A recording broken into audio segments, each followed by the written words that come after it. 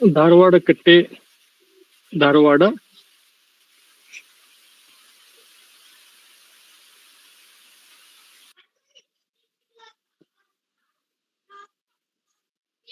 ವಿಶೇಷ ಒಂದು ಉಪನ್ಯಾಸ ಮತ್ತು ಸಂವಾದ ಕಾರ್ಯಕ್ರಮಕ್ಕೆ ತಮ್ಮೆಲ್ಲರಿಗೂ ಆತ್ಮೀಯ ಸ್ವಾಗತ, ಸುಸ್ವಾಗತ.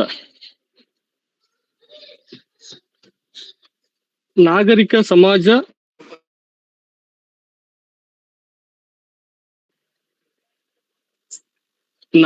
ಸಮಾಜ ತಲೆ ತಗ್ಗಿಸುವ ಕಲ್ಕತ್ತಾದಲ್ಲಿ ನಡೆದ ವೈದ್ಯ ಮೇಲಿನ ಅತ್ಯಾಚಾರ ಮತ್ತು ಕೊಲೆ ಘಟನೆಯನ್ನು ಧಾರವಾಡ ಕಟ್ಟೆ, ಧಾರವಾಡ ಖಂಡಿಸುತ್ತದೆ ಮತ್ತು ಮೃತ ವೈದ್ಯೆಯ ಆತ್ಮಕ್ಕೆ ಶಾಂತಿ ಸಿಗಲಿ ಎಂದು ಧಾರವಾಡ ಕಟ್ಟೆ ಬಳಗದ ಎಲ್ಲ ಸದಸ್ಯರು 1 ನಿಮಿಷದ ಮೌನವನ್ನು ಆಚರಿಸೋಣ. ಈಗ ಮೌನ.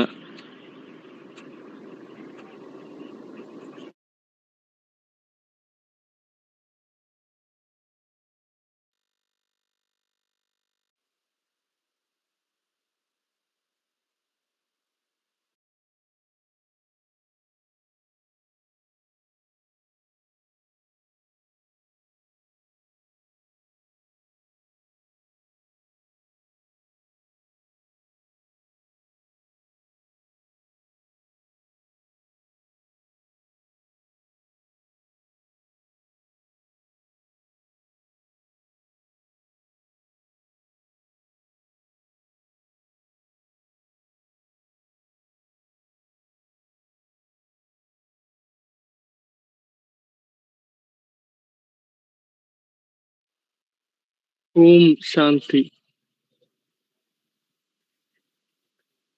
ಆಜಾದ್ ಹಿಂದ್ ಫೌಜ್ ಸ್ಥಾಪನೆಯ ಮೂಲಕ ಭಾರತದ ಸ್ವಾತಂತ್ರ್ಯ ಹೋರಾಟಕ್ಕೆ ಹೊಸ ಆಯಾಮ ನೀಡಿದ ರಾಷ್ಟ್ರವಾದಿ ನಾಯಕ, ಅಪ್ಪಟ ದೇಶಪ್ರೇಮಿ ನೇತಾಜಿ ಸುಭಾಷ್ ಚಂದ್ರ ಬೋಸ್ ಅವರ ಪುಣ್ಯ ದಿನವಾದ ಇಂದು ಧಾರವಾಡ ಕಟ್ಟೆ ಡಾಕ್ಟರ್ ರೋಹಿಣಾಕ್ಷ ಶಿರ್ಲಾಲು ವಿರಚಿತ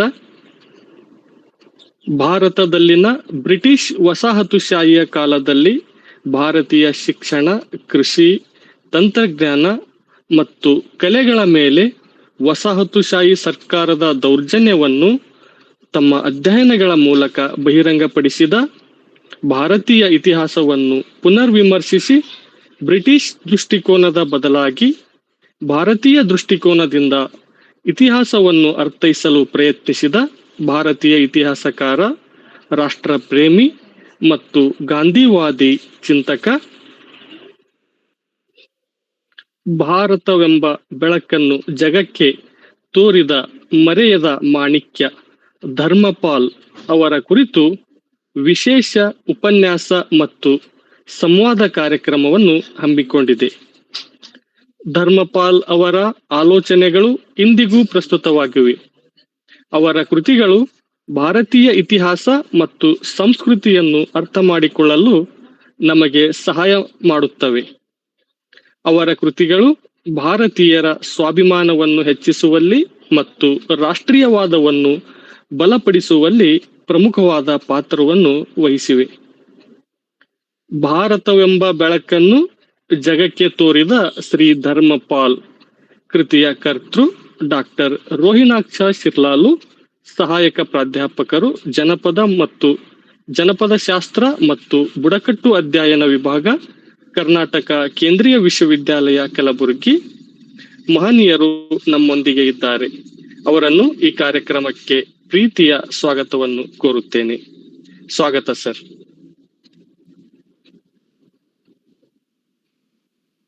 ಅದೇ ರೀತಿ ಭಾರತವೆಂಬ ಬೆಳಕನ್ನು ಜಗಕ್ಕೆ ತೋರಿದ ಶ್ರೀ ಧರ್ಮಪಾಲ್ ಕೃತಿಯ ಕುರಿತು ತಮ್ಮ ಒಳನೋಟಗಳನ್ನು ಹಂಚಿಕೊಳ್ಳಲು ನಮ್ಮೊಟ್ಟಿಗಿರುವ ಡಾಕ್ಟರ್ ಶಿವಕುಮಾರ್ ಬೆಳ್ಳಿ, ಸಹಾಯಕ ಪ್ರಾಧ್ಯಾಪಕರು, ವ್ಯವಹಾರ ಅಧ್ಯಯನ ವಿಭಾಗ, ಕರ್ನಾಟಕ ಕೇಂದ್ರೀಯ ವಿಶ್ವವಿದ್ಯಾಲಯ ಕಲಬುರಗಿ. ಇವರಿಗಾದರೂ ಕೂಡ ನಮ್ಮ ಧಾರವಾಡ ಕಟ್ಟೆಯ ಸಮಸ್ತ ಬಳಗದ ಪರವಾಗಿ ತುಂಬು ಹೃದಯದ ಹಾರ್ದಿಕ ಸ್ವಾಗತ, ಸುಸ್ವಾಗತವನ್ನು ಕೋರುತ್ತೇನೆ. ಸ್ವಾಗತ ಸರ್. ಧನ್ಯವಾದಗಳು. ಅದೇ ರೀತಿ ಈ ಕಾರ್ಯಕ್ರಮದ ಅಧ್ಯಕ್ಷತೆಯನ್ನು ವಹಿಸಿರುವ ಪ್ರೊಫೆಸರ್ ಬಸವರಾಜ್ ಡೋಣೂರ್, ಅಧ್ಯಕ್ಷರು, ಧಾರವಾಡ ಕಟ್ಟೆ, ಧಾರವಾಡ. ಮಾನ್ಯ ನಿರ್ದೇಶಕರು, ಅಧ್ಯಯನಾಂಗ, ಕರ್ನಾಟಕ ಕೇಂದ್ರೀಯ ವಿಶ್ವವಿದ್ಯಾಲಯ ಕಲಬುರಗಿ. ಇವರಿಗಾದರೂ ಕೂಡ ತುಂಬ ಹೃದಯದ ಸ್ವಾಗತ, ಸುಸ್ವಾಗತವನ್ನು ಕೋರುತ್ತೇನೆ. ಸ್ವಾಗತ ಸರ್. ಅದೇ ರೀತಿ ಇವತ್ತಿನ ಈ ಒಂದು ಸುಂದರ ಸಾಹಿತ್ಯ ಸಂಜೆಯಲ್ಲಿ ನಮ್ಮೊಂದಿಗೆ ಇರುವ ಎಲ್ಲ ಹಿರಿಯರಿಗೂ, ಎಲ್ಲ ಸಾಹಿತ್ಯಾಸಕ್ತರಿಗೂ ಮತ್ತು ನಮ್ಮ ಮಾಧ್ಯಮ ಸ್ನೇಹಿತರಿಗೂ ಹಾಗೂ ಧಾರವಾಡ ಕಟ್ಟೆ, ಧಾರವಾಡದ ಎಲ್ಲ ಪದಾಧಿಕಾರಿಗಳನ್ನು ಕೂಡ ಈ ಕಾರ್ಯಕ್ರಮಕ್ಕೆ ತುಂಬ ಹೃದಯದ ಸ್ವಾಗತವನ್ನು ಕೋರುತ್ತೇನೆ. ಸ್ನೇಹಿತರೆ, ಉಪನ್ಯಾಸಕರ ನುಡಿಗಳ ನಂತರ ಕೃತಿಕಾರರ ನುಡಿಗಳು, ನಂತರ ಅಧ್ಯಕ್ಷೀಯ ನುಡಿಗಳು, ಅದಾದ ನಂತರ ಸಂವಾದ ಅಥವಾ ಉಪನ್ಯಾಸಕರೊಂದಿಗೆ ಚರ್ಚೆಗೆ ಅವಕಾಶ ಇರಲಿದೆ. ಅಲ್ಲಿಯವರೆಗೆ ನಿಮ್ಮ ಪ್ರತಿಕ್ರಿಯೆಯನ್ನು ಇನ್ ಕಾಲ್ ಮೆಸೇಜ್ನಲ್ಲಿ ಸಲ್ಲಿಸಬಹುದಾಗಿದೆ. ಸಾಹಿತ್ಯಾಸಕ್ತರು ತಮ್ಮ ಆಡಿಯೋ ಮ್ಯೂಟ್ ಮಾಡಿ ಉಪನ್ಯಾಸವನ್ನು ಆನಂದಿಸಲು ವಿನಂತಿ. ಈಗ ಧ್ವನಿ ಡಾಕ್ಟರ್ ಶಿವಕುಮಾರ್ ಬೆಳ್ಳಿ ಅವರದು. ಸರ್, ಈಗ ನಿಮ್ಮ ಮಾತು. ನಮಸ್ಕಾರ. ಓಂ ತತ್ಸತ್. ಎಲ್ಲರಿಗೆ ನಮಸ್ಕಾರ. ಸಂವಾದ ಏರ್ಪಡಿಸಿ ಅವಕಾಶ ಕೊಟ್ಟಿದ್ದಕ್ಕಾಗಿ ಧಾರವಾಡ ಕಟ್ಟೆ ಬಳಗಕ್ಕೆ, ವಿಶೇಷವಾಗಿ ಹಿರಿಯರಾದ ಪ್ರೊಫೆಸರ್ ಬಸವರಾಜ್ ಡೋಣೂರ್ ಸರ್ ಅವರಿಗೆ ನನ್ನ ಧನ್ಯವಾದಗಳು. ಧಾರವಾಡ ಕಟ್ಟೆ ಕಳೆದ ಹಲವು ವರ್ಷಗಳಿಂದ ಅಂತರ್ಜಾಲೀಯ ಗೋಷ್ಠಿಗಳನ್ನ ವಿವಿಧ ವಿಷಯಗಳ ಮೇಲೆ ನಡೆಸ್ತಾ ಬಹಳ ನಿಯಮಿತವಾಗಿ ಅಚ್ಚುಕಟ್ಟಾಗಿ ಅದನ್ನ ಕ್ಯೂರೇಟ್ ಮಾಡಿ ನಡೆಸ್ತಾ ಬಂದಿರುವುದು ಇದು ಒಂದು ಭಾರತ ಪರಂಪರೆಯ ಬೌದ್ಧಿಕ ಕ್ಷಾತ್ರದ ಕುರುಹೆ ಸರಿ ಅಂತ ನನ್ನ ಭಾವನೆ. ಹಾಗಾಗಿ ಧಾರವಾಡ ಕಟ್ಟೆಯ ಎಲ್ಲ ಪದಾಧಿಕಾರಿಗಳಿಗೆ ನನ್ನ ಅಭಿನಂದನೆಗಳು. ಹೀಗೊಂದು ಕೃತಿಯ ಪರಿಚಯ ಮಾಡಿಕೊಡುವ ಅವಕಾಶ ಕಲ್ಪಿಸಿ ಕೊಡ್ತಾ ಇದ್ದೀವಿ ಅಂತ ಧಾರವಾಡ ಕಟ್ಟೆಯವರು ನನ್ನನ್ನು ಹೇಳಿದಾಗ ಇದು ನನಗೆ ತುಂಬಾ ಸಂತೋಷ ಕೊಟ್ಟಿತ್ತು. ಇದು ನನ್ನ ಸುದೈವ. ಇದಕ್ಕೆ ಎರಡು ಕಾರಣಗಳಿವೆ. ಒಂದು, ಯಾರ ಬಗ್ಗೆ ಈ ಕೃತಿ ಇರುವುದು, ಅವರ ಕುರಿತಾಗಿ ಮಾತಾಡುವುದು ಎಂದರೆ ಅದು ನಮ್ಮ ಸುದೈವವೇ ಸರಿ. ಇಲ್ಲಿ ಒಂದು ವಿಶೇಷವಾದಂತಹ ಈ ಪುಸ್ತಕದ ಮೇಲೆನೆ ಎಡಕ್ಕೆ ಟಾಪ್ ಲೆಫ್ಟ್ಗೆ ಒಂದು ಮಾತಿದೆ, ಒಂದೆರಡು ಶಬ್ದಗಳಿದೆ ಇಲ್ಲಿ, ಮರೆಯಬಾರದ ಮಹಾನುಭಾವರು ಅಂತ. ಸೊ ಹೀಗೆ ನಮ್ಮ ಪ್ರಾತಸ್ಮರಣೀಯರಾಗಿರುವಂತಹ ಶ್ರೀ ಧರಂಪಾಲ್ ಅವರ ಬಗ್ಗೆ ಮಾತನಾಡುವುದಂದ್ರೆ ತುಂಬಾ ಸಂತೋಷದ ಕೆಲಸ, ಅದು ಸುದೈವ ಸರಿ. ಯಾಕಪ್ಪ ಅಂತ ಕೇಳಿದ್ರೆ, ಅವರು ಭಾರತವನ್ನ ಭಾರತೀಯ ದೃಷ್ಟಿಕೋನದಿಂದ ನೋಡುವ ಬಗೆ ಹೇಗೆ ಅಂತ ಕೊಟ್ಟಿರುವಂತಹ ಕೆಲವರಲ್ಲಿ ಇವರು ಕೂಡ ಮೇಲ್ಪಂಕ್ತಿಯಲ್ಲಿ ಬರ್ತಾರೆ. ಇನ್ನು ಎರಡನೇ ಕಾರಣ, ಈ ಕೃತಿಯ ಕರ್ತೃಗಳು ಆತ್ಮೀಯರಾದಂತಹ ಶ್ರೀ ಡಾಕ್ಟರ್ ರೋಹಿಣಾಕ್ಷ ಸರ್ ಅವರು. ಅವರಿಗೆ ಭಾರತೀಯತೆ, ಪರಂಪರೆ, ಸನಾತನ ಸಂಸ್ಕೃತಿ ಇದರ ಬಗ್ಗೆ ವಿಶೇಷ ಅಧ್ಯಯನ, ಅಧ್ಯಾಪನ, ಸಂಶೋಧನೆ, ಬರವಣಿಗೆ ಅವರು ಮಾಡ್ತಾನೆ ಬಂದಿದ್ದಾರೆ. ಆಮೇಲೆ ಅದಷ್ಟೇ ಅಲ್ಲದೇನೆ ಸಮಾಜದಲ್ಲಿ ಆಗುವಂತ ಬೆಳವಣಿಗೆಗಳು ಅಥವಾ ಕೆಲವೊಂದು ಅಧಪತನಕ್ಕೆ ಒಯ್ಯುವಂತ ಕೆಲಸಗಳು ಎಲ್ಲವೂ ಆದಾಗ ಇದೇ ಅಧ್ಯಯನದ ಆಧಾರದಲ್ಲಿ, ಇದೇ ಸಂಶೋಧನೆ ಆಧಾರದಲ್ಲಿ ಅವುಗಳ ಬಗ್ಗೆ ಸ್ಪಂದಿಸುವುದಿದೆಯಲ್ಲ, ಅವರ ಅಂಕಣ ನೋಡಿದಾಗ, ಅವರ ಬರಹಗಳನ್ನು ನೋಡಿದಾಗ ಅದು ತುಂಬಾ ಖುಷಿ ಕೊಡುವಂತಹ ಕೆಲಸ. ವಿಶೇಷವಾಗಿ ಇತ್ತೀಚೆಗೆ ನಾನು ತುಂಬಾನಾಗಿ ಮೆಚ್ಚುಗೆ ಆಗಿರುವಂತ ಒಂದು ಲೇಖನ ಅವರು ಬರೆದಿರುವಂತದ್ದು ಅಂಕಣದಲ್ಲಿ, ವಿಜಯ ಕರ್ನಾಟಕದಲ್ಲಿ. ಈ ವಚನ ದರ್ಶನ ಕಾರ್ಯಕ್ರಮ ಪುಸ್ತಕ ಬಿಡುಗಡೆಯಾದಾಗ ಒಂದು ಲೇಖನ ಬಂತು ಡಾಕ್ಟರ್ ರೋಹಿಣಾಕ್ಷ ಸರ್ ಅವರದು. ಅದರಲ್ಲಿ ಅವರು ಬರೀತಾರೆ, ಶರಣರ ನುಡಿಗಳು ಕೇವಲ ಭಾವ ತೀವ್ರತೆಯೂ ಅಲ್ಲ, ನುಡಿ ಚಮತ್ಕಾರವೂ ಅಲ್ಲ, ಅದು ನಿಜ ಯೋಗ, ಭಕ್ತಿ, ಕರ್ಮ, ಜ್ಞಾನ ಯೋಗಗಳ ಸಮನ್ವಯ ಎನ್ನುವುದು ಸ್ಮರಣೆಯಲ್ಲಿರಬೇಕು. ನೋಡಿ, ಇದು ಸಮನ್ವಯ ದೃಷ್ಟಿ ಅನ್ನೋದು ಅದು ಕೇವಲ ಭಾರತೀಯರಿಗೆ ಅರ್ಥವಾಗುವಂತ ಸಂಗತಿ. ಎಲ್ಲವರಿಗೆ ಕೆಲವೊಂದಂದ್ರೆ ಬೇರೆಯವರಿಗೆಲ್ಲ ಹೇಗಪ್ಪಾ ಅಂತಂದ್ರೆ ಇದು ದ್ವಂದ್ವವಾಗಿ ಕಾಣುತ್ತೆ. ಒಂದು ಶಾಸ್ತ್ರಕ್ಕೆ ಇನ್ನೊಂದು ಶಾಸ್ತ್ರ ದ್ವಂದ್ವ ಅಂತ ಕಾಣುತ್ತೆ, ಒಂದು ಸಿದ್ಧಾಂತಕ್ಕೆ ಇನ್ನೊಂದು ದ್ವಂದ್ವ ಅಂತ ಕಾಣುತ್ತೆ. ಆದ್ರೆ ಭಾರತೀಯರಿಗೆ ಸಮನ್ವಯ ದೃಷ್ಟಿ ಅದು ಅವರ ಪರಂಪರೆಯಲ್ಲಿಯೇ ಇರುವುದರಿಂದ ಇದು ವಿಶೇಷ. ಹಾಗಾಗಿ ಇದನ್ನೆಲ್ಲವನ್ನ ನೋಡಿಕೊಂಡು ಆ ದೃಷ್ಟಿಕೋನದಿಂದ ಸಮಾಜದ ಬಗ್ಗೆ ಅಲ್ಲಿ ಆಗುವ ಬೆಳವಣಿಗೆಗಳ ಬಗ್ಗೆ ಸ್ಪಂದಿಸ್ತಾರಲ್ಲ, ಅದು ತುಂಬಾ ಖುಷಿ ಕೊಡುವಂತ ವಿಷಯ. ಹಾಗಾಗಿ ಅವರ ಕೃತಿ ಪರಿಚಯ ಮಾಡುವುದು ಅಂತಂದ್ರೆ ನನಗೆ ನಿಜಕ್ಕೂ ಸಂತೋಷದ ಸಂಗತಿಯೇ. ಈಗ ನಾನು ಮುಖ್ಯವಾಗಿ ಇದನ್ನ ಪರಿಚಯಿಸಕ್ಕಿಂತ ಮೊದಲು ಎರಡು ಡಿಸ್ಕ್ಲೇಮರ್ ಗಳನ್ನ ಹೇಳಬೇಕು. ತಪ್ಪೊಪ್ಪಿಗೆ ಅಂತ ಕರೀಬಹುದೇನೋ ಕನ್ನಡದಲ್ಲಿ. ಒಂದು ತಪ್ಪೊಪ್ಪಿಗೆ ಏನಪ್ಪಾ ಅಂತ ಕೇಳಿದ್ರೆ, ನಾನು ಕನ್ನಡದಲ್ಲಿ ಮಾತಾಡುವಾಗ, ನಾನು ಕನ್ನಡ ಭಾಷೆನೇ, ನನ್ನ ಮಾತೃಭಾಷೆ ಕನ್ನಡ. ಸ್ವಲ್ಪ ಏನಾದ್ರೂ ನಾನು ಆಚೆ ಈಚೆ ಏನಾದ್ರೂ ತಪ್ಪಾಗಿ ಮಾತಾಡಿದ್ರೆ, ಅರ್ಥ ಹೊಳೆದ್ರೆ ದಯವಿಟ್ಟು ಕ್ಷಮಿಸ್ತೀರಿ, ಮನ್ನಿಸ್ತೀರಿ ಅನ್ನೋ ಒಂದು ಭಾವನೆಯಿಂದ ನಾನು ಆರಂಭ ಮಾಡ್ತಾ ಇದ್ದೀನಿ. ಇನ್ನೊಂದು, ನಾನು ಡಾಕ್ಟರ್ ರೋಹಿಣಾಕ್ಷ ಸರ್ ಅವರ ಹಾಗೆ ಶ್ರೀ ಧರಂಪಾಲ್ ಅವರ ಕೃತಿಗಳನ್ನ ಮೂಲದಲ್ಲಿ ಓದಿಕೊಂಡವನಲ್ಲ. ಆದರೆ ಧರಂಪಾಲ್ ಅವರ ಬಗ್ಗೆ ಧರ್ಮ ಡಿಸ್ಪ್ಯಾಚ್ ನಲ್ಲಿ ಬಂದಿರುವಂತಹ ಬಿಡಿ ಲೇಖನಗಳು, ಸಂದರ್ಶನಗಳು ಅಥವಾ ಅಂತರ್ಜಾಲದಲ್ಲಿ ಸಿಕ್ಕಿರುವಂತ ಕೆಲವೊಂದು ಲೇಖನಗಳು, ವಿಡಿಯೋಗಳನ್ನ ನೋಡಿ ಅವ್ರ ಬಗ್ಗೆ ಅರ್ಥ ಮಾಡಿಕೊಂಡಿದ್ದೆ. ಹಾಗಾಗಿ ನನ್ನ ಓದಿನ ವ್ಯಾಪ್ತಿ ತುಂಬಾ ಕಡಿಮೆ ಇದರ ಬಗ್ಗೆ.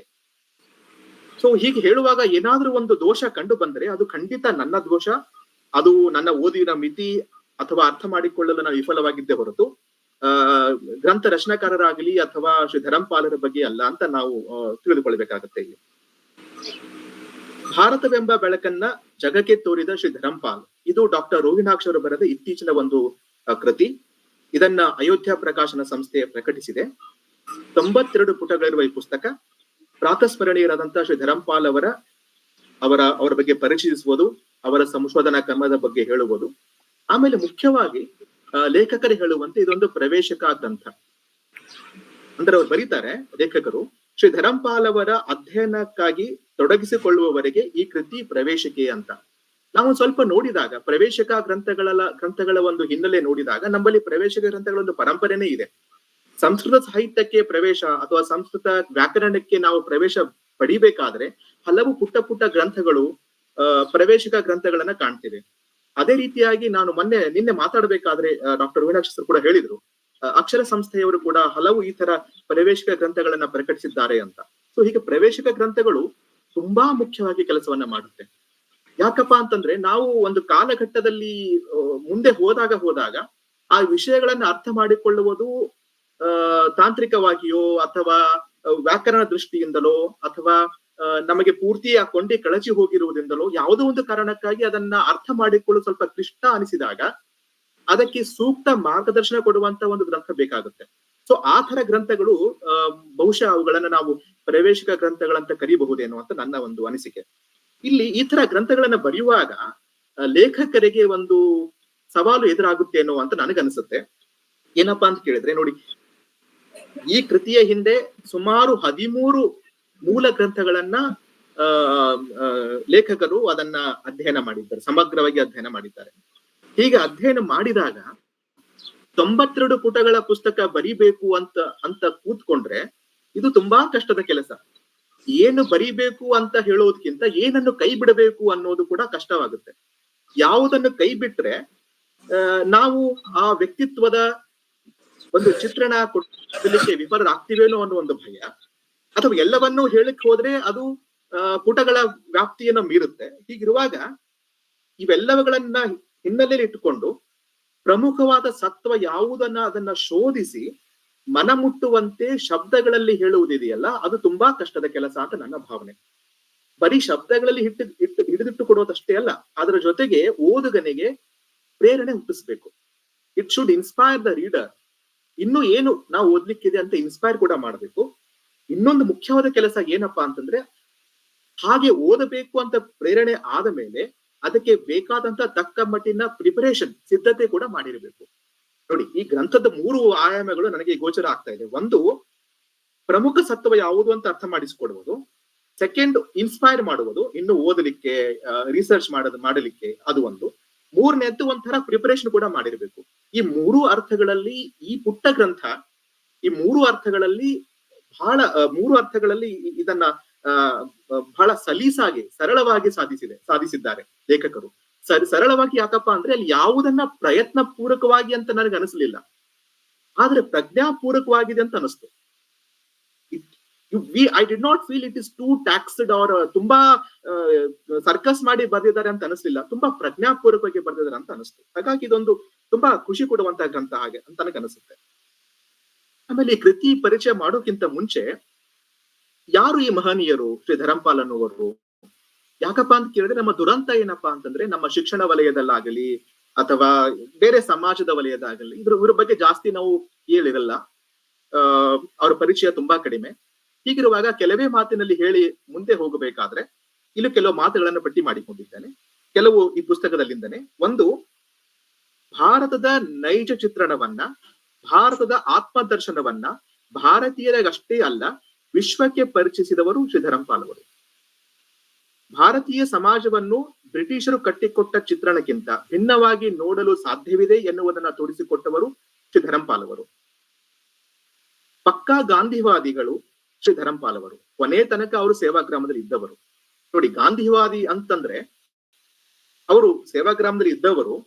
ಹಾಗೆ ಸುಮ್ನೆ ಅಬ್ಸೆಷನ್ ಅಂತ ಇರ್ಲಿಲ್ಲ ಅವರಿಗೆ. ಅದನ್ನ ಒಂದು ಕಡೆ ಎಲ್ಲ ಓದಿದ್ದು ನಾನು. ಏನಪ್ಪಾ ಅಂತಂದ್ರೆ, ಗಾಂಧಿಯವರ ಕಲೆಕ್ಟೆಡ್ ವರ್ಕ್ಸ್ ಸುಮಾರು 90ಕ್ಕಿಂತ ಅಧಿಕ ಏನು ಕಲೆಕ್ಟೆಡ್ ವರ್ಕ್ಸ್ ಇದೆಯೋ, ಬಹುಶಃ ಅದನ್ನ ಓದಿಕೊಂಡವರಲ್ಲಿ ಒಬ್ಬರೋ ಇಬ್ಬರಲ್ಲಿ ಧರಂಪಾಲ್ ಅವರು ಕೂಡ. ಆಮೇಲೆ ಎಲ್ಲವನ್ನ ಶೋಧಿಸಿ ನೋಡುವಂತ ಮನೋಭಾವ ಇದ್ದವರು ಶ್ರೀ ಧರಂಪಾಲ್ ಅವರು. ಆಮೇಲೆ ವಿಜ್ಞಾನ, ತಂತ್ರಜ್ಞಾನ, ಶಿಕ್ಷಣ, ಆಡಳಿತ ಮೊದಲಾದ ವಿಷಯಗಳ ಬಗ್ಗೆ ಬ್ರಿಟಿಷ್ ಪೂರ್ವದ ಭಾರತ ಹೇಗಿತ್ತು ಮತ್ತ ಅದನ್ನ ಅಧಿಕೃತ ದಾಖಲೆಗಳ ಮೂಲಕ, ಅಧ್ಯಯನದ ಮೂಲಕವೇ ಸಂಪಾದಿಸಿದ, ನಿರೂಪಿಸಿದ ಇತಿಹಾಸಕಾರರೇ ಶ್ರೀ ಧರಂಪಾಲ್ ಅವರು. ಇದೆಲ್ಲವೂ ಪುಸ್ತಕದಲ್ಲಿ ಬರುತ್ತೆ. ಆಮೇಲೆ ಭಾರತದ ಬಗ್ಗೆ ಪಶ್ಚಿಮದ ನಿರೂಪಣೆಗಳೇ ಬಲವಾಗಿ, ಸ್ವ ಅಸ್ಮಿತಿ ಎನ್ನುವುದು ಸಂಪೂರ್ಣವಾಗಿ ಕಳೆದು ಹೋಗಿ ಬಿಡಬಹುದಾಗಿದ್ದ ಕಾಲಘಟ್ಟದಲ್ಲಿ ಬ್ರಿಟಿಷರು ಕಟ್ಟಿದ ನಿರೂಪಣೆಗಳು ಪೊಳ್ಳು, ಬೋಗಸ್ ಅಂತ ತೋರಿಸಿದವರು ಶ್ರೀ ಧರಂಪಾಲ್ ಅವರು. ಸೊ ಹೀಗಾಗಿ ಇವರು ಧರಂಪಾಲ್ ಅವರು ಅಂತ ನಾವು ಅರ್ಥ ಮಾಡಿಕೊಂಡು ಮುಂದೆ ಹೋಗಬೇಕಾಗಿದೆ. ಈಗ ನಾವು ಈ ಕೃತಿಯ ಒಂದು ನಮ್ಮ ಪರಂಪರೆಯಲ್ಲಿ ಒಂದು ಶಾಸ್ತ್ರಾರಂಭ ಮಾಡೋಕ್ಕಿಂತ ಮುಂಚೆ ಅನುಬಂಧ ಚತುಷ್ಟಯ ಅಂತ ಒಂದು ವಿಷಯ ಬರುತ್ತೆ. ಅನುಬಂಧ ಚತುಷ್ಟಯ ಅಂತಂದ್ರೆ ಶಾಸ್ತ್ರಾಭ್ಯಾಸ ಮಾಡೋಕ್ಕಿಂತ ಮುಂಚೆ 4 ವಿಷಯಗಳನ್ನ ನಾವು ಮೊದಲು ಸ್ಪಷ್ಟೀಕರಣಗೊಳಿಸ್ಕೋಬೇಕು. ಒಂದು, ಇದನ್ನ ಓದಲಿಕ್ಕೆ ಅಧಿಕಾರಿ ಯಾರು, ಯಾವ ವಿಷಯದ ಬಗ್ಗೆ ಇದೆ, ಸಂಬಂಧ ಏನು, ಮತ್ತೆ ಪ್ರಯೋಜನ ಏನು ಅಂತ. ಅಧಿಕಾರಿ, ವಿಷಯ, ಸಂಬಂಧ ಮತ್ತು ಪ್ರಯೋಜನ. ಹೌದು, ನಿಜ, ಇದು ಒಂದು ಶಾಸ್ತ್ರ ಗ್ರಂಥವಲ್ಲ, ಆದ್ರೆ ಶಾಸ್ತ್ರ ಗ್ರಂಥಕ್ಕಿಂತ ಕಡಿಮೆಯೂ ಅಲ್ಲ. ನಮಗೆ ಶಾಸ್ತ್ರಕ್ಕೆ ಮುಟ್ಟಿ ಶಾಸ್ತ್ರದಿಂದ ಮೇಲೆ ಇರುವಂತ ಎಲ್ಲಾ ಸಾಧ್ಯತೆಗಳನ್ನ ಹುಟ್ಟಿ ಹಾಕುವಂತ, ಅಂಕುರಿಸುವಂತಹ ಈ ಪುಸ್ತಕ. ಹಾಗಾಗಿ ಇದನ್ನ ಆ ದೃಷ್ಟಿಕೋನದಿಂದ ನೋಡುವಂತ ಪ್ರಯತ್ನ ನಾನೀಗ ಮಾಡ್ತೇನೆ. ಮೊದಲು ಇದನ್ನ ಯಾರೆಲ್ಲ ಓದಬೇಕು, ಹೂ ಇಸ್ ದ ಅಥಾರಿಟಿ, ಆಮೇಲೆ ಯಾರಿಗೆ ಎಲಿಜಿಬಿಲಿಟಿ ಇದೆ, ಅಧಿಕಾರಿ ಯಾರು ಅಂತ ಕೇಳಿದ್ರೆ, ಭಾರತೀಯ ದೃಷ್ಟಿಕೋನ ಏನು ಅಂತ ಪ್ರಾಮಾಣಿಕ ಕುತೂಹಲ ಇರುವವರು ಎಲ್ಲರೂ ಇದನ್ನ ಓದಲೇಬೇಕು. ಎರಡನೆಯದು, ಯಾವ ವಿಷಯದ ಬಗ್ಗೆ ಇಲ್ಲಿ ಪುಸ್ತಕದಲ್ಲಿ ಬರುತ್ತೆ? ಭಾರತದ ನಾಗರಿಕತೆ, ಜೀವನ ಕ್ರಮ, ಶಿಕ್ಷಣ, ಗ್ರಾಮಾಡಳಿತ, ಅಸಹಕಾರ ಚಳವಳಿ, ತಂತ್ರಜ್ಞಾನ, ವಿಜ್ಞಾನ ಇದೆಲ್ಲವೂ ಹೇಗಿತ್ತು ಬ್ರಿಟಿಷ್ ಪೂರ್ವ ಭಾರತದಲ್ಲಿ, ಇದನ್ನ ಹೇಗಿತ್ತು, ಆಮೇಲೆ ಹೇಗೆ ಅದು ಸಡಿಲವಾಯಿತು, ಪತನವಾಯಿತು, ಹೇಗೆ ಅದನ್ನ ಸಡಿಲಗೊಳಿಸಲಾಯಿತು ಅಂತ ವಿಷಯಗಳನ್ನೆಲ್ಲ ನಾವು ಈ ಪುಸ್ತಕದಲ್ಲಿ ಕಾಣ್ತೇವೆ. ಇನ್ನೊಂದು ಸಂಬಂಧದ ಪ್ರಶ್ನೆ ಬಂದಾಗ, ಶ್ರದ್ಧೆ, ಒಂದು ಅಕಾಡೆಮಿಕ್ ಡಿಸಿಪ್ಲಿನ್, ಆಮೇಲೆ ಕ್ರಿಟಿಕಲ್ ಆಗಿ ನೋಡುವಂತ ಮನೋಭಾವದ ಸಂಬಂಧ, ಅಥವಾ ದಾಖಲೆಗಳ ಮೂಲಕವೇ ನೋಡುವಂತ ಒಂದು ಮನೋಭಾವ, ಈ ತರ ಒಂದು ಸಂಬಂಧ ಇರುವಂತಹ ಒಂದು ಪುಸ್ತಕ. ಮತ್ತೆ ಪ್ರಯೋಜನ ಏನು ಈ ಪುಸ್ತಕದಿಂದ ಅಂತ ಕೇಳಿದ್ರೆ, ನಮ್ಮ ಶ್ರೇಷ್ಠತೆಯ ಅರಿವು, ನಾವು ಎಲ್ಲಿ ಎಡವಿದೆವು, ಹಾಗೆ ಎಡವಿಲಕ್ಕೆ ಏನೆಲ್ಲಾ ಯೋಜನೆ, ವ್ಯವಸ್ಥಿತ ಸಂಚು ನಡೆಯಿತು, ಇನ್ನು ಮುಂದೆ ಹೇಗೆ, ಇದ್ರ ಬಗ್ಗೆ ಜಾಗೃತಿ, ಅದು ವ್ಯಕ್ತಿ ಮಟ್ಟದಲ್ಲಿ ಆಗಿರಬಹುದು ಅಥವಾ ಸಮಷ್ಟಿ ಮಟ್ಟದಲ್ಲಿ ಆಗಿರಬಹುದು. ಈ ಜಾಗೃತಿ ಎಲ್ಲ ಪ್ರಯೋಜನಗಳು ಈ ಒಂದು ಪುಟ್ಟ ಗ್ರಂಥದಿಂದ ನಮಗೆ ಸಿಗುತ್ತೆ. ಆಮೇಲೆ ಇದರ ಶೀರ್ಷಿಕೆ ನೋಡಿ, ತುಂಬಾ ಚೆನ್ನಾಗಿದೆ. ಭಾರತವೆಂಬ ಬೆಳಕನ್ನು ಜಗಕ್ಕೆ ತೋರಿದ ಶ್ರೀ ಧರಂಪಾಲ್ ಅವರು. ಭಾರತದ ಅರ್ಥವೇ ಅದೇ ಅಲ್ಲವೇ? ಅದು ಏನು? ಬೆಳಕು. ಭಾತಿ ಸರ್ವೇಷು ಶಾಸ್ತ್ರೇಷು ರತಿ ಸರ್ವೇಷು ಜಂತುಷು ತರಣಂ ಸರ್ವತೀರ್ಥಾನಂ ತೇನ ಭಾರತಂ ಉಚ್ಯತೆ. ಎಲ್ಲ ಶಾಸ್ತ್ರಗಳ ಬೆಳಕು, ಎಲ್ಲ ವಿದ್ಯೆಗಳ ಬೆಳಕು ಅದು ಭಾರತ. ಆ ತರ ಬೆಳಕನ್ನ ಕೇವಲ ಭಾರತೀಯರಿಗಷ್ಟೇ ಅಲ್ಲ, ವಿಶ್ವಕ್ಕೆ ಪರಿಚಯಿಸಿದವರು ಶ್ರೀ ಧರಂಪಾಲ್ ಅವರು. ಹಾಗಾಗಿ ಇದರ ಒಂದು ಶೀರ್ಷಿಕೆ ಕೂಡ ತುಂಬಾ ಅನ್ವರ್ಥಕವಾಗಿದೆ, ತುಂಬಾ ಅರ್ಥಪೂರ್ಣವಾಗಿದೆ. ಆಮೇಲೆ ಈ ಪುಸ್ತಕದ ರಚನೆ ಬಗ್ಗೆ ನಾವು ಸ್ವಲ್ಪ ಹೇಳುವುದಾದ್ರೆ, ಇದರಲ್ಲಿ ಒಟ್ಟು 7 ಅಧ್ಯಾಯಗಳಿವೆ. ಜೊತೆಗೆ ಶ್ರೀ ಧರಂಪಾಲ್ ಅವರ ಜೀವನದ ವಿವರಗಳ ಒಂದು ಪಟ್ಟಿ ಅದು ಕೂಡ ಇದರಲ್ಲಿ ಸಿಗುತ್ತೆ. ಮತ್ತೆ ರೆಫರೆನ್ಸ್ ಪಟ್ಟಿ, ಮೂಲ ಗ್ರಂಥಗಳ ಪಟ್ಟಿ ಅದು ಕೂಡ ನಮಗೆ ಸಿಗುತ್ತೆ. ಮತ್ತೆ ಯಾವೆಲ್ಲ ಗ್ರಂಥಗಳನ್ನ ಲೇಖಕರು ಪರಾಮರ್ಶಿಸಿದ್ದಾರೆ, ಯಾವ ಬ್ಲಾಗ್ಸ್ ಗಳನ್ನ ನೋಡಿಕೊಂಡಿದ್ದಾರೆ, ಯಾವ ವೆಬ್ಸೈಟ್ ನೋಡಿದ್ದಾರೆ, ಅದೆಲ್ಲವೂ ಒಂದು ಪಟ್ಟಿ ಕೂಡ ಈ ಪುಸ್ತಕದಲ್ಲಿ ನಮಗೆ ಸಿಗುತ್ತೆ. ಮೊದಲ ಅಧ್ಯಾಯ ಹೊರತುಪಡಿಸಿ ಮಿಕ್ಕ 6 ಅಧ್ಯಾಯಗಳು ಶ್ರೀ ಧರಂಪಾಲ್ ಅವರ 1 ಅಥವಾ 2 ಮುಖ್ಯ ಕೃತಿಗಳನ್ನ ಆಧಾರವಾಗಿಟ್ಟುಕೊಂಡು ಅದನ್ನ ಬರೆಯಲಾಗಿದೆ ಅಂತ ನನಗೆ ಅನಿಸುತ್ತೆ. ಅದಕ್ಕಿಂತ ಮುಖ್ಯವಾಗಿ ನನಗೆ ಹೊಡೆದಿದ್ದೇನಪ್ಪಾ ಅಂತಂದ್ರೆ, ಕೇವಲ ಒಂದು ಫಾರ್ ಎಕ್ಸಾಂಪಲ್ 6ನೇ ಅಧ್ಯಾಯದಲ್ಲಿ ಬ್ರಿಟಿಷ್ ತಂತ್ರಕ್ಕೆ ಬಲಿಯಾಯಿತು ಭಾರತದ ಶಿಕ್ಷಣ ಪದ್ಧತಿ ಅನ್ನೋ ಒಂದು ಅಧ್ಯಾಯದಲ್ಲಿ ದ ಬ್ಯೂಟಿಫುಲ್ ಟ್ರೀ ಅನ್ನೋ ಒಂದು ಮೂಲ ಕೃತಿ ಆಧಾರವಾಗಿ ಕಂಡು ಬರುತ್ತೆ. ಅದ್ರ ಜೊತೆಗೇನೆ 5ನೇ ಅಧ್ಯಾಯ ಚಿರಂತನ ಭಾರತದ ಶೋಧ, ಇದರಲ್ಲಿ ರೀಡಿಸ್ಕವರಿಂಗ್ ಇಂಡಿಯಾ ಅನ್ನೋ ಒಂದು ಮೂಲ ಕೃತಿ ಶ್ರೀ ಧರಂಪಾಲ್ ಅವರದ್ದು, ಅದು ಹಿನ್ನೆಲೆ ಇಟ್ಟುಕೊಂಡು ಅದರ ಆಧಾರದಲ್ಲಿ ಬರೆದಿರುವಂತದ್ದು. ಬಟ್ ಇದರ ಜೊತೆಗೇನೆ ಇನ್ನೊಂದು ಲೇಖಕರಿಗೆ ಇರುವಂತ ಒಂದು ಪ್ರಿವಿಲೇಜ್, ಅಂದ್ರೆ ಅವ್ರಿಗಿರುವಂತ ಸವಲತ್ತು, ಅದು ಯಾವುದಪ್ಪ ಅಂತ ಕೇಳಿದ್ರೆ ಅವರಿಗಿರುವಂತ ಸಮಗ್ರ ಅಧ್ಯಯನದ ಒಂದು ಬ್ಯಾಕ್ ಗ್ರೌಂಡ್, ಅದರ ಗ್ರಹಿಕೆ. ಹಾಗಾಗಿರುವುದರಿಂದ ಅದನ್ನ ಬಹಳ ಪರಿಣಾಮಕಾರವಾಗಿ ಅರ್ಥೈಸುವುದರಲ್ಲಿ ಅದು ತುಂಬಾ ಸಹಾಯ ಮಾಡಿದೆ. ಒಂದು ಅಧ್ಯಾಯಕ್ಕೆ ಯಾವುದೋ ಒಂದು ಮೂಲ ಗ್ರಂಥ, 1-2 ಮೂಲ ಗ್ರಂಥಗಳನ್ನ ಆಧಾರವಿಟ್ಟುಕೊಂಡು ಅದನ್ನ ಹೇಳ್ತಾ ಹೋಗಿ, ಜೊತೆಗೆ ಅವರ ಹಿಂದೆ ಇರುವಂತಹ ಸಮಗ್ರ ಅಧ್ಯಯನ ದೃಷ್ಟಿ ಬಂದು, ಹೀಗಾಗಿ ಅದನ್ನ ತುಂಬಾ ಪರಿಣಾಮಕಾರವಾಗಿ ನಮ್ಗೆ ಓದ್ಲಿಕ್ಕೆ ಇಷ್ಟ ಆಗುತ್ತೆ. ಹಾಗೆ ಇನ್ನು ನಾವು ಮೊದಲನೇ ಅಧ್ಯಾಯದ ಬಗ್ಗೆ ಸ್ವಲ್ಪ ಮಾತಾಡೋದಾದ್ರೆ, ಶ್ರೀ ಧರಂಪಾಲ್ ಅವರ ಬದುಕಿನ ಕಥನ, ಇದು ಮೊದಲನೇ ಅಧ್ಯಾಯದ ಶೀರ್ಷಿಕೆ. ಬೇಸಿಕಲಿ ಇದು ಅವರ ಲೈಫ್ ಹಿಸ್ಟ್ರಿ, ತುಂಬಾ ಶಾರ್ಟ್ ಆಗಿ ಹೇಳ್ತಾರೆ. 1922ರಲ್ಲಿ ಅವರ ಜನನವಾಗುತ್ತೆ. 7ನೇ ವಯಸ್ಸಿಗೆ ಅವರು ತಮ್ಮ ತಂದೆಯ ಜೊತೆಗೆ ಮೊದಲ ಬಾರಿಗೆ ಗಾಂಧೀಜಿಯನ್ನ ನೋಡ್ತಾರೆ ಕಾಂಗ್ರೆಸ್ ಅಧಿವೇಶನದಲ್ಲಿ. ಅವಾಗಿಂದ ಅವರು ಗಾಂಧೀಜಿಯ ತತ್ವಕ್ಕೆ, ಅವರ ಸಿದ್ಧಾಂತಕ್ಕೆ ಅವರು ಮಾರು ಹೋಗ್ತಾರೆ. ಕೊನೆಯ ಉಸಿರುವರೆಗೆ ಅವರ ಅನುಯಾಯಿಗಳಾಗಿ ಅವರ ಸಿದ್ಧಾಂತಗಳನ್ನ ಕಾಯಾವಾಚ ಮನಸ್ಸಿಂದ ಅದನ್ನ ಇಂಪ್ಲಿಮೆಂಟ್ ಮಾಡೋದ್ರಲ್ಲಿ ಅವರು ತಮ್ಮನ್ನು ತಾವು ತೊಡಗಿಸಿಕೊಳ್ತಾರೆ.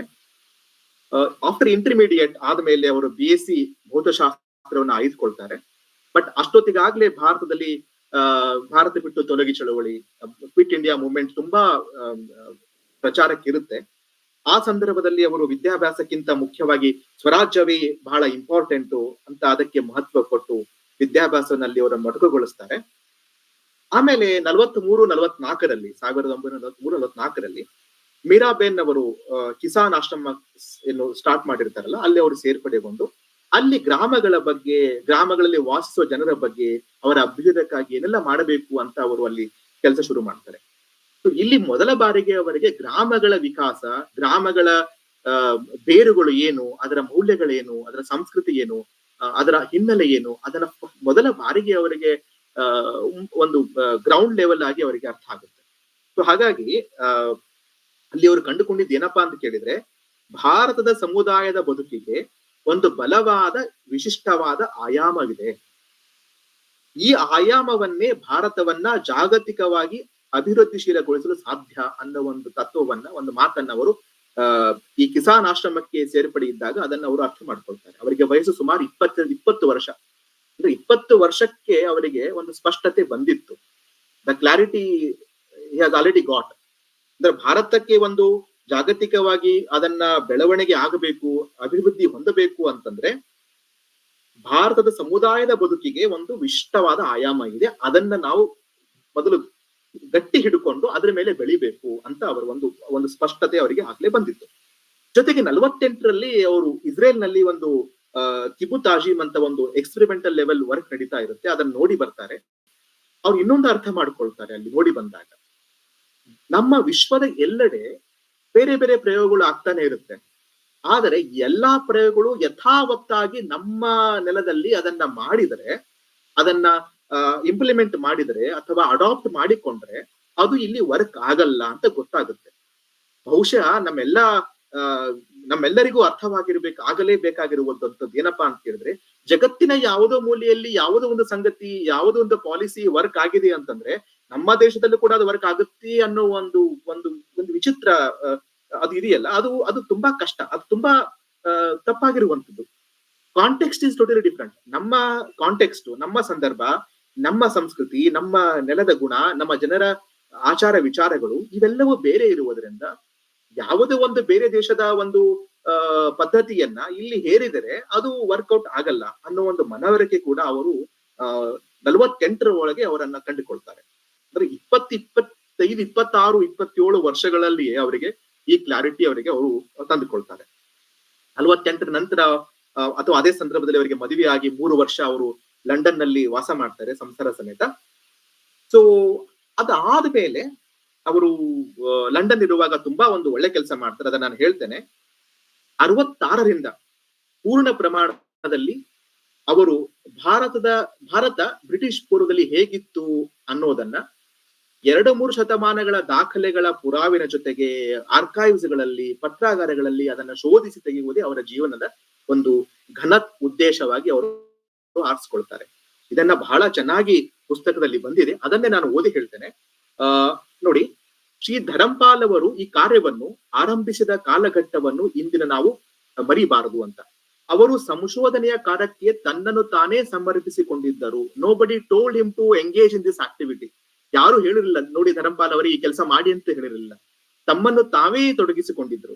ಆದರೆ ಯಾವುದೇ ಸರ್ಕಾರಿ ಅನುದಾನಗಳಿಲ್ಲದೆ ಸ್ವಯಂ ತಾನೇ ಇಷ್ಟು ದೊಡ್ಡ ಯೋಜನೆಯನ್ನು ನಿರ್ವಹಿಸಿದ್ದರು.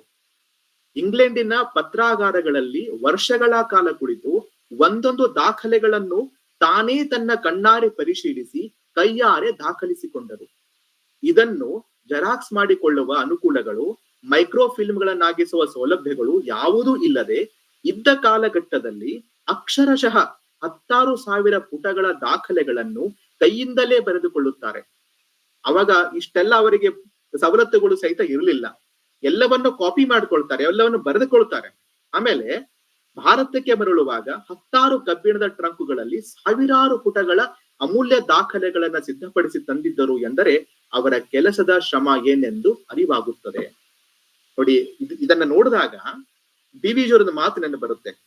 ಘನತತ್ವ ಒಂದಕ್ಕೆ ದಿನರಾತ್ರಿ ಮನಸೋತು ನೆನೆಯದಿನ್ನೊಂದನೆಲ್ಲವ ನೀಡುತ್ತದರ ಅನುಸಂಧಿಯಲ್ಲಿ ಜೀವಭಾರವನ್ನು ಮರೆಯುವುದು ಹನುಮಂತನ ಉಪದೇಶ ಮಂಕುತಿಮ್ಮ. ಘನತತ್ವ ಒಂದಕ್ಕೆ ದಿನರಾತ್ರಿ ಮನಸೋತು, ಭಾರತದ ನಿಜ ಚಿತ್ರಣ ಯಾವುದು ಅನ್ನೋ ಒಂದು ಘನತತ್ವಕ್ಕೆ ಅವರು ಮನಸೋತು. ಯಾವುದೇ ಒಂದು ಪ್ರಾಯೋಜಕತ್ವವಾಗಲಿ, ಸ್ಪಾನ್ಸರ್ಶಿಪ್ ಆಗಲಿ, ಫಂಡಿಂಗ್ ಆಗಲಿ, ಇನ್ನೊಂದು ಸೆಕ್ರೆಟರಿ ಅಸಿಸ್ಟೆನ್ಸ್ ಆಗಲಿ, ರಿಸರ್ಚ್ ಸ್ಕಾಲರ್ಗಳ ಒಂದು ತಂಡವಾಗ್ಲಿ ಯಾವುದೂ ಇರಲಿಲ್ಲ. ಅವರು ಅಕಾಡೆಮಿಕ್ ಅಲ್ಲಿ ಪಾಠ ಮಾಡಿದವರು ಸಹಿತ ಇಲ್ಲ. ಆದರೂ ಆ ಘನತತ್ವ ಒಂದಕ್ಕೆ, ಬ್ರಿಟಿಷ್ ಭಾರತ ನನ್ನ ಭಾರತ ಹೇಗಿತ್ತು ಆ ಘನತತ್ವಕ್ಕೆ ಮನಸೋತು ದಿನಾರಾತ್ರಿ ನೆನೆಯದೆ ಇನ್ನೊಂದು ಎಲ್ಲವನ್ನ ನೀಡುತ್ತದರ ಎಲ್ಲ ವ್ಯವಸ್ಥೆಗಳನ್ನು ಅವರು ಮಾಡಿಕೊಂಡು ಹೋಗಿ ಅನುಸಂಧಿಯಲ್ಲಿ ಜೀವಭಾರವನ್ನು ಮರೆತರು. ಇದು ನಿಜವಾದ ಅವರು ಕೆಲಸ ಮಾಡಿರುವಂಥದ್ದು. ಈ ಕೃತಿಯಲ್ಲಿ ಇನ್ನೊಂದು ಗಮನಿಸಬೇಕಾಗಿರುವಂಥದ್ದು ಏನಪ್ಪಾ ಅಂತ ಕೇಳಿದ್ರೆ, ಈ ಪಾಠವನ್ನ ಅಂದ್ರೆ ಈ ಅಧ್ಯಾಯವನ್ನು ಓದಿದ ನಂತರ ಅಂದ್ರೆ ಮುಗಿಯೋ ಹೊತ್ತಿಗೆ ನಮಗೆ ಅರ್ಥವಾಗೋದು 2 ವಿಷಯ. ಒಂದು, ಯಾವ ರೀತಿ ಅವರ ಕೆಲಸ ಆಗಿತ್ತು, the magnitude of his work, ಯಾವ ಮಟ್ಟಿನ ಕೆಲಸ ಅದು ಆಗಿದೆ ಅಂತ ಒಂದು. ಇನ್ನೊಂದು, ಅವರ ಜೀವನ ಕ್ರಮ ನೋಡಿದಾಗ ಬಹಳಷ್ಟು ಸ್ವಾರಸ್ಯಗಳು ನಮ್ಮಲ್ಲಿ ಸಿಗ್ತಾ ಹೋಗುತ್ತೆ. ಉದಾಹರಣೆಗಾಗಿ 62ರಲ್ಲಿ ಭಾರತದ ಮೇಲೆ ಚೀನಾ ಯುದ್ಧ ಮಾಡಿದಾಗ ನೆಹರು ಅವರ ನೀರಸ ಪ್ರತಿಕ್ರಿಯೆ ಇತ್ತು. ಅವಾಗ ನೆಹರೂರ ಬಗ್ಗೆ ಅವರು ಕಟುವಾಗಿ ಟೀಕಿಸಿ ಪತ್ರಿಕೆಯಲ್ಲಿ ಬರೀತಾರೆ. ಹಾಗೆ ಬರೆದಾಗ ನೆಹರು ಅವರ ಗೊತ್ತು ಹೇಗೆ ಅಂತ ಅವರನ್ನ ಅವರು ಜೈಲಿಗೆ ಕೂಡ ಅವ್ರು ಹಾಕ್ತಾರೆ. ಸೊ ಈ ತರ ಹಲವಾರು ವಿಷಯಗಳು ಅವರ ಜೀವನದಲ್ಲಿ ಬರ್ತಾ ಹೋಗುತ್ತೆ. ಬಟ್ ಇಲ್ಲಿ ಲೇಖಕರು ಅವೆಲ್ಲಗಳ ಸ್ವಾರಸ್ಯವನ್ನ ಉಳಿಸಿಕೊಂಡು ಅಷ್ಟೇ ಪ್ರಜ್ಞಾಪೂರ್ವಕವಾಗಿ ಅದರ ಹಿನ್ನೆಲೆಯಲ್ಲಿ ಬರಿತಾ ಹೋಗಿ ಒಂದು ಸತ್ಯ ಶೋಧನೆ ಅಂದ್ರೆ ಅವ್ರು ಮಾಡಿರುವ ಕೆಲಸ ಯಾವುದು ಅನ್ನೋದನ್ನ ಈ ಒಂದು ಅಧ್ಯಾಯದಲ್ಲಿ ಅವರು ಸ್ಪಷ್ಟಪಡಿಸ್ತಾರೆ. ಇನ್ನು 2ನೇ ಅಧ್ಯಾಯ ಅವರದು ಭಾರತದ ಮರುಶೋಧ ಅಂತ. ಇಲ್ಲಿ 2 ಅಂಶ. ಒಂದು, ಇದರ ಆಧಾರ ಗ್ರಂಥ ಶ್ರೀ ಧರಂಪಾಲ್ ಅವರದು ಯಾವುದಪ್ಪ ಅಂತ ಕೇಳಿದ್ರೆ Indian science and technology in 18th century, ಇದರ ಬಗ್ಗೆ. ಇನ್ನು 2ನೇ ಅಂಶ ಗಮನಿಸಬೇಕಾಗಿರುವಂತಹ ಪುಸ್ತಕ ಈ ಅಧ್ಯಾಯದಲ್ಲಿ ಭಾರತದ ಮರುಶೋಧದಲ್ಲಿ ಅಕಾಡೆಮಿಕ್ ಆಗಿ ಸ್ವೀಕರಿಸಿ ಶ್ರೀ ಧರಂಪಾಲ್ ಅವರು ನಡೆಸಿದ ಅಧ್ಯಯನ ಕ್ರಮ. ನೋಡಿ, ಎಲ್ಲರೂ ಮಾತಾಡ್ತಾ ಇದ್ರು ನಮ್ಮ ಭಾರತದ ಗತವೈಭವ ಹಾಗಿತ್ತು ಹೀಗಿತ್ತು ಅಂತ. ತುಂಬಾ ಜನ ವೈಭವೀಕರಿಸಿ ಮಾತಾಡೋದು ಈಗಲೂ ಇದೆ, ಅವಾಗ್ಲೂ ಇತ್ತು. ಆದರೆ ಅದನ್ನ ಒಂದು ಅಕಾಡೆಮಿಕ್ ಆಗಿ ಅದನ್ನ ಸ್ವೀಕರಿಸಿ ಅದೇ ಧಾಟಿಯಲ್ಲಿ ಅದನ್ನ ಸಿದ್ಧತೆ ಮಾಡಿಕೊಂಡು ಅದರ ಉತ್ತರ ಹುಡುಕೊಳ್ಳುವುದು ಮೋಸ್ಟ್ಲಿ ತುಂಬಾ ಕಡಿಮೆ ಜನ ಮಾಡಿದವರು. ಅದರಲ್ಲಿ ಅಗ್ರಗಣ್ಯರು ಅಂತಂದ್ರೆ ಶ್ರೀ ಧರಂಪಾಲ್ ಅವರು. ಸೊ ಹಾಗಾಗಿ ಈ ಅಧ್ಯಯನ ಈ ಅಧ್ಯಾಯ 2ನೇ ಅಧ್ಯಾಯ ಈ ಅರ್ಥದಲ್ಲಿ ತುಂಬಾ ಕೆಲಸ ಮಾಡಿದೆ. ಆಮೇಲೆ ಬ್ರಿಟಿಷರು ಸೃಷ್ಟಿಸಿದ ಭಾರತ ಚಿತ್ರಣವನ್ನ ತಮ್ಮ ವಸಾಹತುಶಾಹಿ ಬಲಪಡಿಸಬೇಕು ಅಂತ ಒಂದೇ ಉದ್ಧಾರಕ್ಕಾಗಿ ಇತ್ತೇ ಹೊರತು ಭಾರತವನ್ನು ಉದ್ಧಾರ ಮಾಡ್ಲಿಕ್ಕೆ ಇರ್ಲಿಲ್ಲ ಅನ್ನೋ ಒಂದು ಸ್ಪಷ್ಟ ಚಿತ್ರ ಕೂಡ ಈ ಅಧ್ಯಾಯದ ನಮಗೆ ಅರ್ಥವಾಗುತ್ತೆ. ಉದಾಹರಣೆಗಾಗಿ ಇದರಲ್ಲಿ ಅಂದ್ರೆ ಈ ಪುಸ್ತಕದಲ್ಲಿ ಅಂದ್ರೆ Indian science and technology in 18th century ಅಂತ ಒಂದು ಪುಸ್ತಕ ಏನಿದೆ ಶ್ರೀ ಧರಂಪಾಲ್ ಅವರದು, ಅಲ್ಲಿ ತುಂಬಾ ವಿಷಯಗಳ ಉಲ್ಲೇಖ ಅಲ್ಲಿದೆ. ಒಂದು, ನಮ್ಮ ಕೃಷಿ ತುಂಬಾ ಉತ್ಕೃಷ್ಟವಾಗಿತ್ತು. ನಮ್ಮ ಕೃಷಿ ಉತ್ಪನ್ನ ಬ್ರಿಟಿಷ್ ಕೃಷಿ ಉತ್ಪನ್ನಕ್ಕಿಂತ ಎಷ್ಟೋ ಪ್ರಮಾಣದಲ್ಲಿ ಮುಂದಿತ್ತು. ಅದನ್ನ ತುಲನೆ ಮಾಡಲಿಕ್ಕೂ ಹೋಗಬಾರದು ಅಂತ ಅಷ್ಟು ಮುಂದಕ್ಕಿತ್ತು. ಆಮೇಲೆ ಸಿಡುಬು ರೋಗಕ್ಕೆ ಇನ್ಕ್ಯುಬೇಷನ್ ಕೂಡ ನಮ್ಮಲ್ಲಿತ್ತು. ನಮ್ಮಲ್ಲಿ ಹಲವಾರು ನೇಗಿಲು ಮಾದರಿಗಳು ಇದ್ದುವು. ಅಂದ್ರೆ ಇಟ್ ಶೋಸ್ ಅ ಪ್ರೋಗ್ರೆಸ್. ನೇಗಿಲು ಮಾದರಿಗಳು ಇದ್ದುವು ಅಂತಂದ್ರೆ ಆ ನೇಗಿಲು ಮಾದರಿಗಳನ್ನ ಮಾಡಲಿಕ್ಕೆ ಬೇಕಾದಂತಹ ಬೇರೆ ವ್ಯವಸ್ಥೆಗಳು, ನಮಗಿರುವಂತಹ ಲೋಹದ ಜ್ಞಾನ, ಅದನ್ನ ಮಾಡಲಿಕ್ಕೆ ಬೇಕಾದಂತಹ ಕರಕುಶಲ ಕಲೆ, ಅದಕ್ಕೆ ಬೇಕಾಗಿರುವಂತ ಶಿಕ್ಷಣ, ಅದೆಲ್ಲವೂ ಹಿಂದೆ ಗಟ್ಟಿಯಾಗಿ ಬಲವಾಗಿ ಇರುವುದರಿಂದಲೇ ನಾವು ಹಲವು ವಿವಿಧವಾದಂತ ನೇಗಿಲುಗಳ ಮಾದರಿ ತಯಾರಿ ಮಾಡಲು ಸಾಧ್ಯ ಇತ್ತು. ಬ್ರಿಟಿಷರೇ ಬರೆದಿರುವಂತದ್ದು ಏನಪ್ಪಾ ಅಂತಂದ್ರೆ, ಬ್ರಿಟಿಷರಿಗೆ ಕೃತಕ ಮಂಜುಗಡ್ಡೆ ಮಾಡಬಹುದು ಅನ್ನೋ ಒಂದು ಕಲ್ಪನೆ ಕೂಡ ಇರಲಿಲ್ವಂತೆ. ಇದು ಬ್ರಿಟಿಷರ್ ದಾಖಲೆ ಮಾಡಿಕೊಂಡಿದ್ದಾರೆ, ಬ್ರಿಟಿಷರೇ ದಾಖಲೆ ಮಾಡಿಕೊಂಡಿರುವಂತದ್ದು ಇದು. ಸೊ ಇದೆಲ್ಲವೂ ಬ್ರಿಟಿಷರಿಗೆ ಗೊತ್ತಿತ್ತು. ಇದೊಂದು ಇದರಲ್ಲಿ ಬರುತ್ತೆ, ನಾವು ತಯಾರಿ ಮಾಡಿರುವಂತ ಉಕ್ಕು, ಅದನ್ನ ಊಟ್ಸ್ ಅಂತ ಕರೀತಾರೆ. ಉಕ್ಕು ಅದನ್ನ ಅವರು ತಪ್ಪಾಗಿ ಅಪಭ್ರಂಶ ಮಾಡಿ ಉಕ್ಕುಗೆ ಉಕ್ಕು ಅಂತ ನಮ್ಮ ದಕ್ಷಿಣ ಕನ್ನಡದಲ್ಲಿ ಈಗೆಲ್ಲ ಉಕ್ಕು ಅಂತ ಅದನ್ನ ಊಟ್ಸ್ ಅಂತ ಕರೆದ್ರು. ಆ ಊಟ್ಸ್ ಅಥವಾ ಆ ಸ್ಟೀಲು ಅತ್ಯಂತ ಉತ್ತಮ ಮಟ್ಟದಾಗಿತ್ತು. ಅದು ಯುರೋಪಿಗಷ್ಟೇ ಅಲ್ಲ, ಜಗತ್ತಿನ ಬೇರೆಲ್ಲಾ ಕಡೆ ಅದನ್ನ ರಫ್ತು ಕೂಡ ನಾವು ಮಾಡ್ತಾ ಇದ್ವಿ. ಇಷ್ಟೆಲ್ಲಾ ಮುಂದುವರಿಯುವಂತದ್ದಿದ್ರು ಕೂಡ ಯಾಕೆ ಬ್ರಿಟಿಷರು ಇದನ್ನು ಒಪ್ಪಲಿಲ್ಲ? ಅವ್ರಿಗೆ ಒಂದೇ ಒಂದು ವ್ಯಸನ, ಅದು ಏನಪ್ಪಾ ಅಂತ ಹೇಳಿದ್ರೆ ಜನಾಂಗವಾದಿ ಶ್ರೇಷ್ಠತೆ ವ್ಯಸನ, ರೇಸಿಸಂ ಅಂತ ನಾವೇನ್ ಕರಿತೀವಿ, ಅದು ತುಂಬಾ ಇರೋದ್ರಿಂದ ಅವರಿಗೆ ಇದು ಇರಲಿಲ್ಲ. ಆಮೇಲೆ ಇದು ಅವರನ್ನ ಇದನ್ನು ಒಪ್ಪಿಕೊಂಡ್ರೆ ತಮ್ಮ ವಜಾಹತನ್ನ ಬಲಪಡಿಸಲಿಕ್ಕೆ ಸಾಧ್ಯವಿರಲಿಲ್ಲ. ಹಾಗಾಗಿ ಇದನ್ನ ಅವ್ರು ಒಪ್ಪಿಕೊಳ್ಳುವ ಯಾವುದೇ ಚಾನ್ಸ್ ಇರಲಿಲ್ಲ. ಈಗ ಇನ್ನೊಂದು, ಇದನ್ನೆಲ್ಲ ಸ್ಟಡಿ ಮಾಡಬೇಕಾದ್ರೆ ಧರಂಪಾಲ್ ಅವರು ಏನು ಮಾಡಿದರು ಅನ್ನೋ ಒಂದು ಚಿತ್ರಣವನ್ನ ಲೇಖಕರು ಈ ಅಧ್ಯಾಯದಲ್ಲಿ ಕೊಡ್ತಾರೆ. ಒಂದು ಇಲ್ಲಿ ಹೈಲೈಟ್ ಮಾಡಿರುವಂತ ಒಂದು ವಿಷಯ ಅಥವಾ ನನಗನಿಸಿದ್ದು, academic approach that Shri Dharampal had. Dharampal ji ಅವರಿಗಿರುವಂತ ಒಂದು ಶೈಕ್ಷಣಿಕ ಅಕಾಡೆಮಿಕ್ ಅಪ್ರೋಚ್ ನೋಡಿ, ಅವರು ಫಿಸಿಕ್ಸ್ BSc ಸೇರಿದ್ರು, ಅದನ್ನ ಪೂರ್ಣಗೊಳಿಸಿಲ್ಲ. ಬಟ್ ಅವರಿಗೆ ತಯಾರಿ ಇತ್ತು, ಆಗಿನ ಶಿಕ್ಷಣ ಪದ್ಧತಿ ಕೂಡ ಹಾಗಿತ್ತು. ಸೊ ಅವರಿಗೆ ಅಕಾಡೆಮಿಕ್ ಬೆಂಟ್ ಆಫ್ ಮೈಂಡ್ ಇಂದ ಓದಿದ್ರು. ಆಮೇಲೆ ಅವರಿಗೆ ಆಕರ ಗ್ರಂಥಗಳು ಯಾವುದು? ಆರ್ಕೈವ್ಸ್ಗಳು, ಕರೆಸ್ಪಾಂಡೆನ್ಸ್ಗಳು. ಬ್ರಿಟಿಷರು ಬಂದಾಗ ಸುಮಾರು ಸಮೀಕ್ಷೆಗಳನ್ನ ಮಾಡಿದ್ದಾರೆ, ಸರ್ವೆಗಳನ್ನ ಕಂಡಕ್ಟ್ ಮಾಡಿದ್ದಾರೆ, ಅವರು ಪತ್ರಗಳನ್ನ ಬರ್ಕೊಂಡಿದ್ದಾರೆ, ಆರ್ಕೈವ್ಗಳಿವೆ. ಇವೆಲ್ಲವುಗಳ ಆಧಾರ ಅವರಿಗಾಗಿತ್ತು. ಅಂದ್ರೆ ಬ್ರಿಟಿಷರೇ ದಾಖಲಿಸಿಕೊಂಡುವಂತಹ ಎಷ್ಟೋ ದಾಖಲೆಗಳನ್ನ ಅವರು ತಮ್ಮ ಮೂಲ ಆಕರವನ್ನಾಗಿ ಮಾಡಿಕೊಂಡು ಅದನ್ನ ಶೋಧಿಸಿದರು. ಒಂದು. ಇನ್ನೊಂದು, ಅದಕ್ಕೆ ಪೂರಕ ಗ್ರಂಥಗಳು ಕೂಡ ಭಾರತದಲ್ಲಿ ಹುಡುಕಿ ಅದನ್ನ ಕೂಡ ಪೂರಕವಾಗಿ ಇಟ್ಕೊಂಡು ಅಧ್ಯಯನ ಮಾಡಿದ್ರು. ಜೊತೆಗೆ ಪ್ರಾಕ್ಟಿಕಲ್ ಆಗಿ ಅದನ್ನ ನೋಡಿದರು. ಒಂದು ವಸ್ತುನಿಷ್ಠತೆ ಅವರಲ್ಲಿ ಇತ್ತು. ಹಾಗಾಗಿ ಆಮೇಲೆ ಇದೆಲ್ಲವನ್ನು ನೋಡಿದಾಗ ಇಲ್ಲಿ ನಮಗೆ ಗೊತ್ತಾಗೋದು the study approach that Shri Dharampal G had ಅನ್ನೋದು ನಮಗೆ ಇಲ್ಲಿ ಅರ್ಥ ಆಗುತ್ತೆ.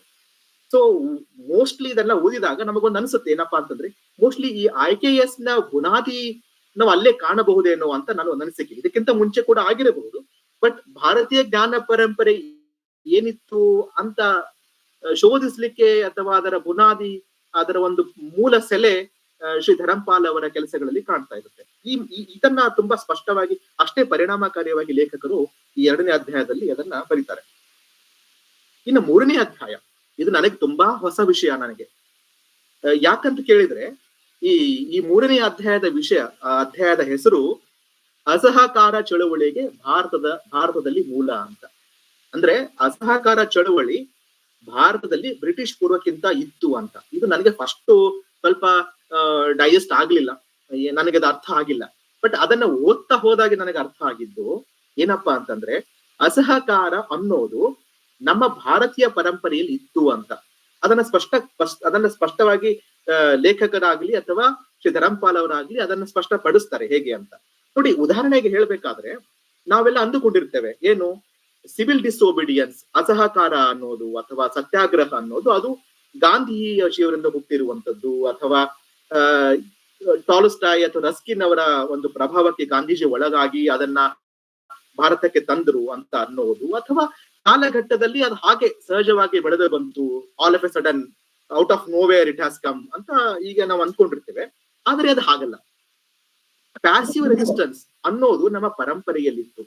ಅದನ್ನ ಹೇಗೆ ಅಂತ ನಾನು ಸ್ವಲ್ಪ ಯೋಚನೆ ಮಾಡಿ ನೋಡಿದ್ರೆ, ನೋಡಿ ನಮ್ಮಲ್ಲಿ ರಾಜಧರ್ಮ ಏನು, ರಾಜನ ಧರ್ಮ ಏನು ಅಂತ ಕೇಳಿದ್ರೆ, ಪ್ರಜಾ ಸುಖೇ ಸುಖಂ ರಾಜ್ಞಃ ಪ್ರಜಾನಂಚು ಹಿತೆ ಹಿತಂ, ನಾತ್ಮ ಪ್ರಿಯಂ ಹಿತಂ ರಾಜ್ಞಃ ಪ್ರಜಾನಂತು ಸುಪ್ರಿಯಂ ಹಿತಂ.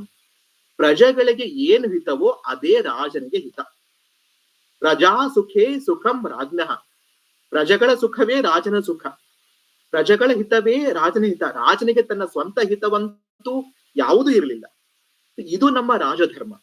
ಸೊ ಹೀಗಿರುವಾಗ ಒಂದು ವೇಳೆ ರಾಜ ಪ್ರಜೆಗಳಿಗೆ ಹಿತವಾಗದಿರುವಂತಹ ಯಾವುದಾದರೂ ಪಾಲಿಸಿಗಳನ್ನ, ಯೋಜನೆಗಳನ್ನ, ಒಂದು ರೂಪರೇಷೆಗಳನ್ನ, ಕಾರ್ಯಗಳನ್ನ ಮಾಡಿದಾಗ ಅಲ್ಲಿನ ಜನ ಅದನ್ನ ತುಂಬಾ ವಿಶಿಷ್ಟ ರೀತಿಯಲ್ಲಿ ಅದನ್ನ ಪ್ರತಿಕ್ರಿಯಿಸ್ತಾ ಇದ್ರು, ಸ್ಪಂದಿಸ್ತಾ ಇದ್ರು.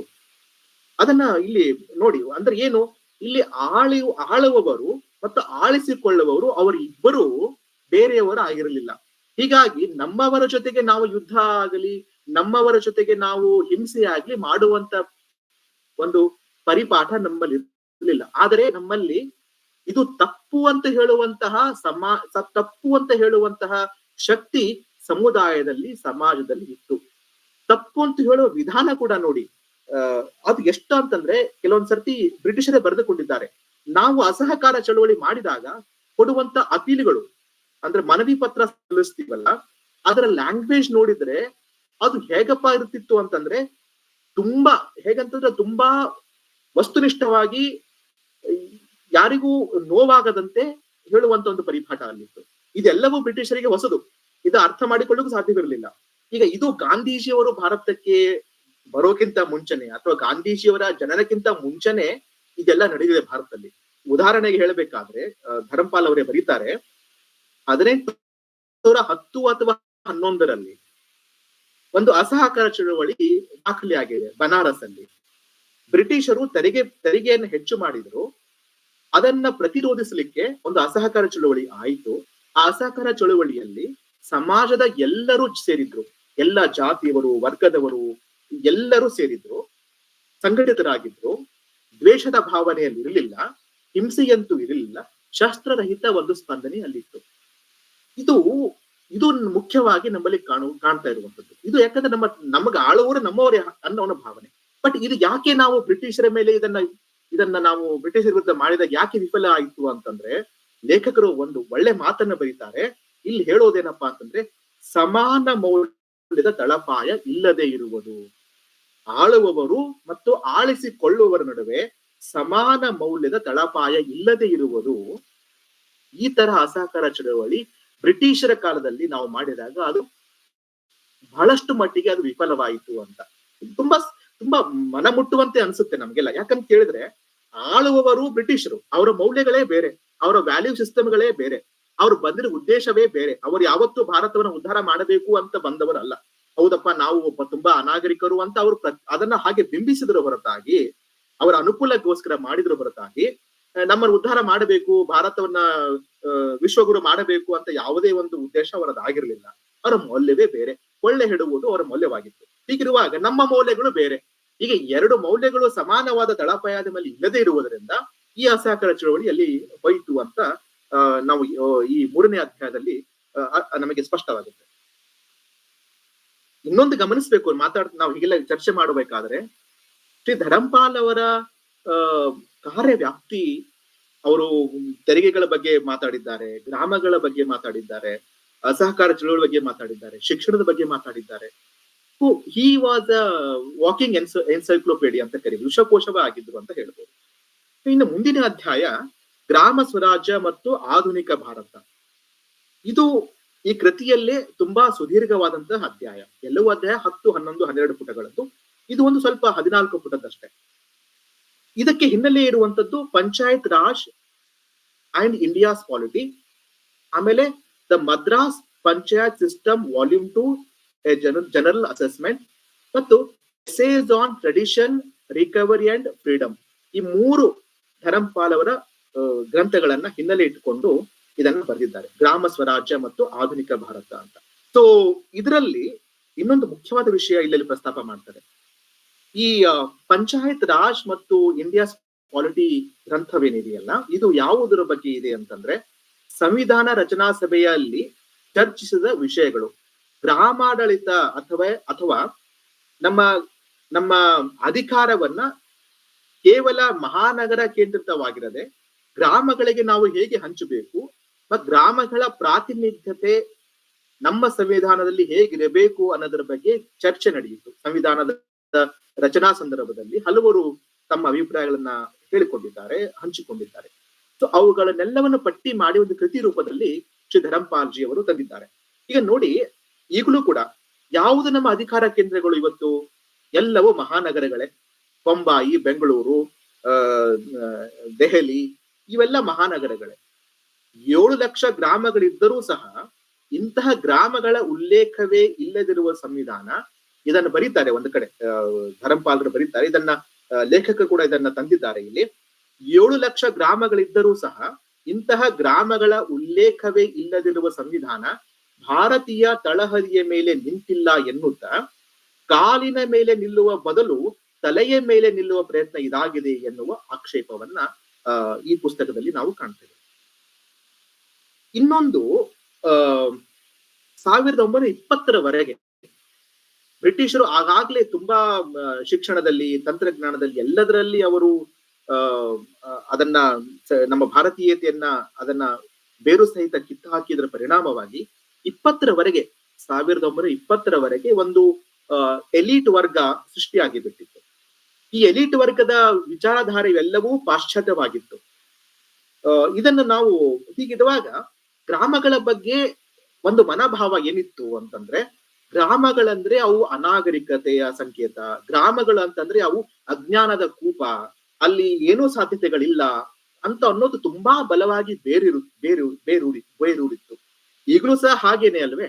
ತುಂಬಾ ಜನ, ಯಾರಾದ್ರೂ ಹಳ್ಳಿಯ ಜನ ನೋಡಿದ್ರೆ ಬಂದ್ರೆ ತುಂಬಾ ವಿದ್ಯಾವಂತರು, ಅದರಲ್ಲೂ ಮಹಾನಗರಗಳಲ್ಲಿ ಕಲಿತಿರುವಂತ ವಿದ್ಯಾವಂತರು ನೋಡಿದ್ರೆ ನಾವು ಹೇಗೆ ನಾವು ವಿವರಿಸ್ತೀವಿ ಅಥವಾ ವ್ಯವಹರಿಸ್ತೀವಿ ಅಂತ ನೋಡಿದಾಗ ಇದು ಸ್ಪಷ್ಟವಾಗುತ್ತೆ ನಮ್ಗೆ.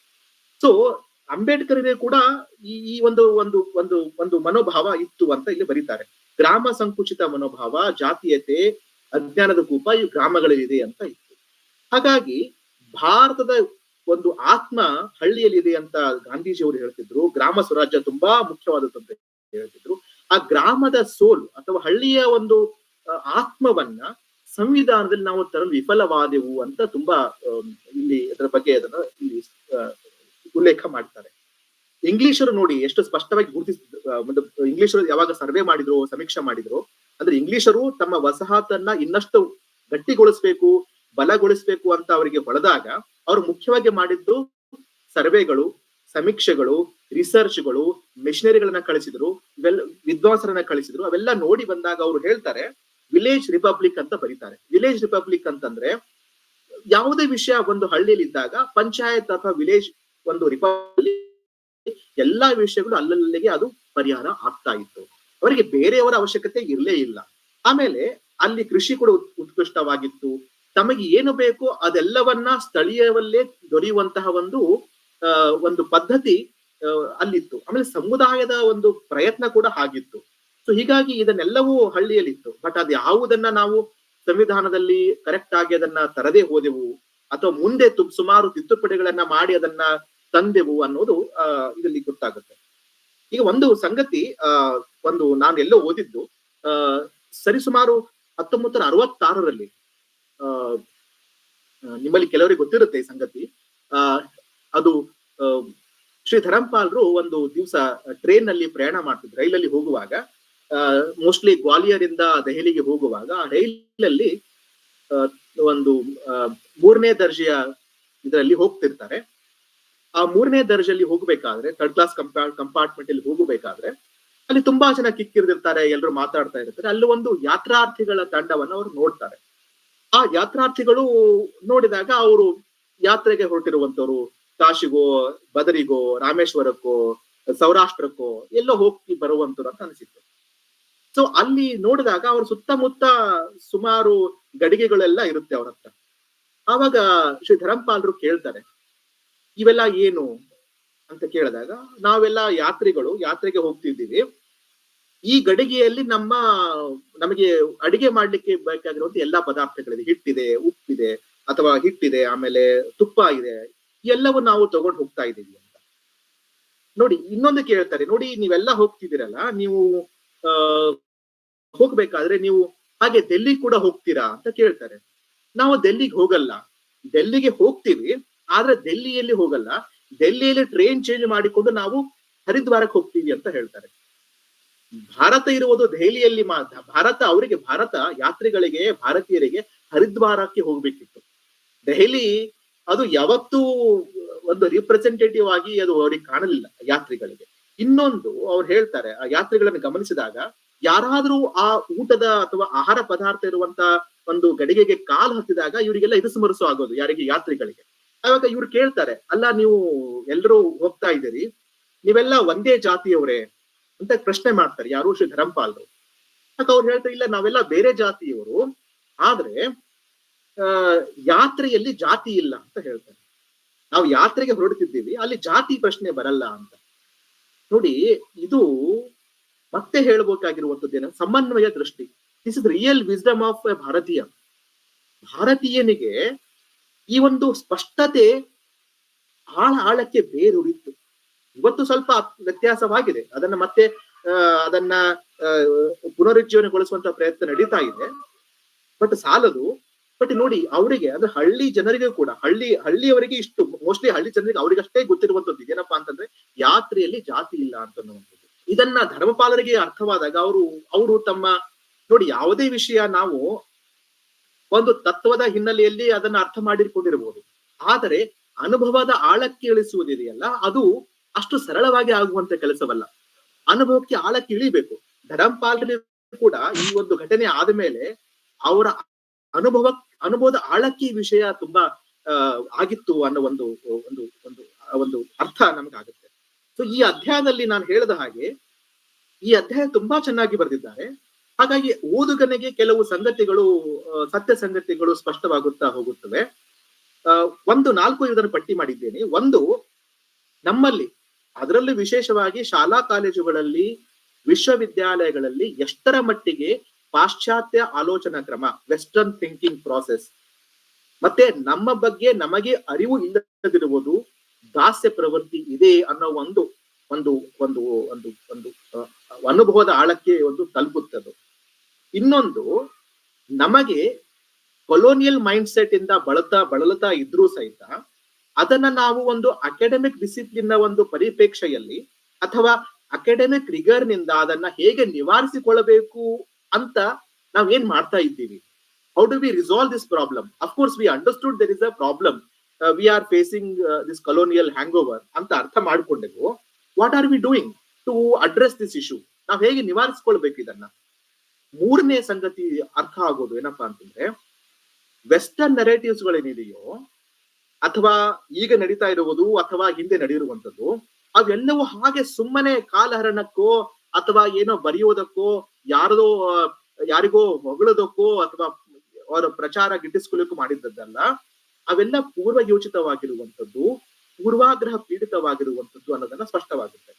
ಮತ್ತೆ ಇನ್ನೊಂದು ಮುಖ್ಯವಾಗಿ, ಈ ನಿಟ್ಟಿನಲ್ಲಿ ಕೆಲಸ ಮಾಡಿದ ಮಹನೀಯರಾದ ಶ್ರೀ ಧರಂಪಾಲಜಿಯವರು ಹೇಗೆ ಅವರ ಅವರುಗಳನ್ನ ವ್ಯವಸ್ಥಿತವಾಗಿ ನಮ್ಮಿಂದ, ಭಾರತೀಯರಿಂದ ದೂರ ಇಡಲಾಯಿತು, ಅಲಕ್ಷ್ಯ ಮಾಡಲಾಯಿತು ಅಂತ. 2001ರವರೆಗೆ ಸುಮಾರು ಅವರು ಯಾವುದೇ ಒಂದು ಚರ್ಚೆಯಲ್ಲಿ ಬಂದವರಲ್ಲ.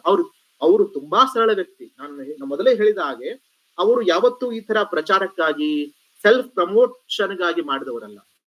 ಎಲ್ಲೋ ಒಂದ್ ಕಡೆ ನಾನು ಕೇಳಿದ್ದು ಏನಪ್ಪಾ ಅಂತಂದ್ರೆ, ಯಾವುದೇ ವಿಷಯ ಅವರಿಂದ ಕೇಳಿದಾಗ usually ask people to give reference or ಒಂದೇ ನಿಮಿಷ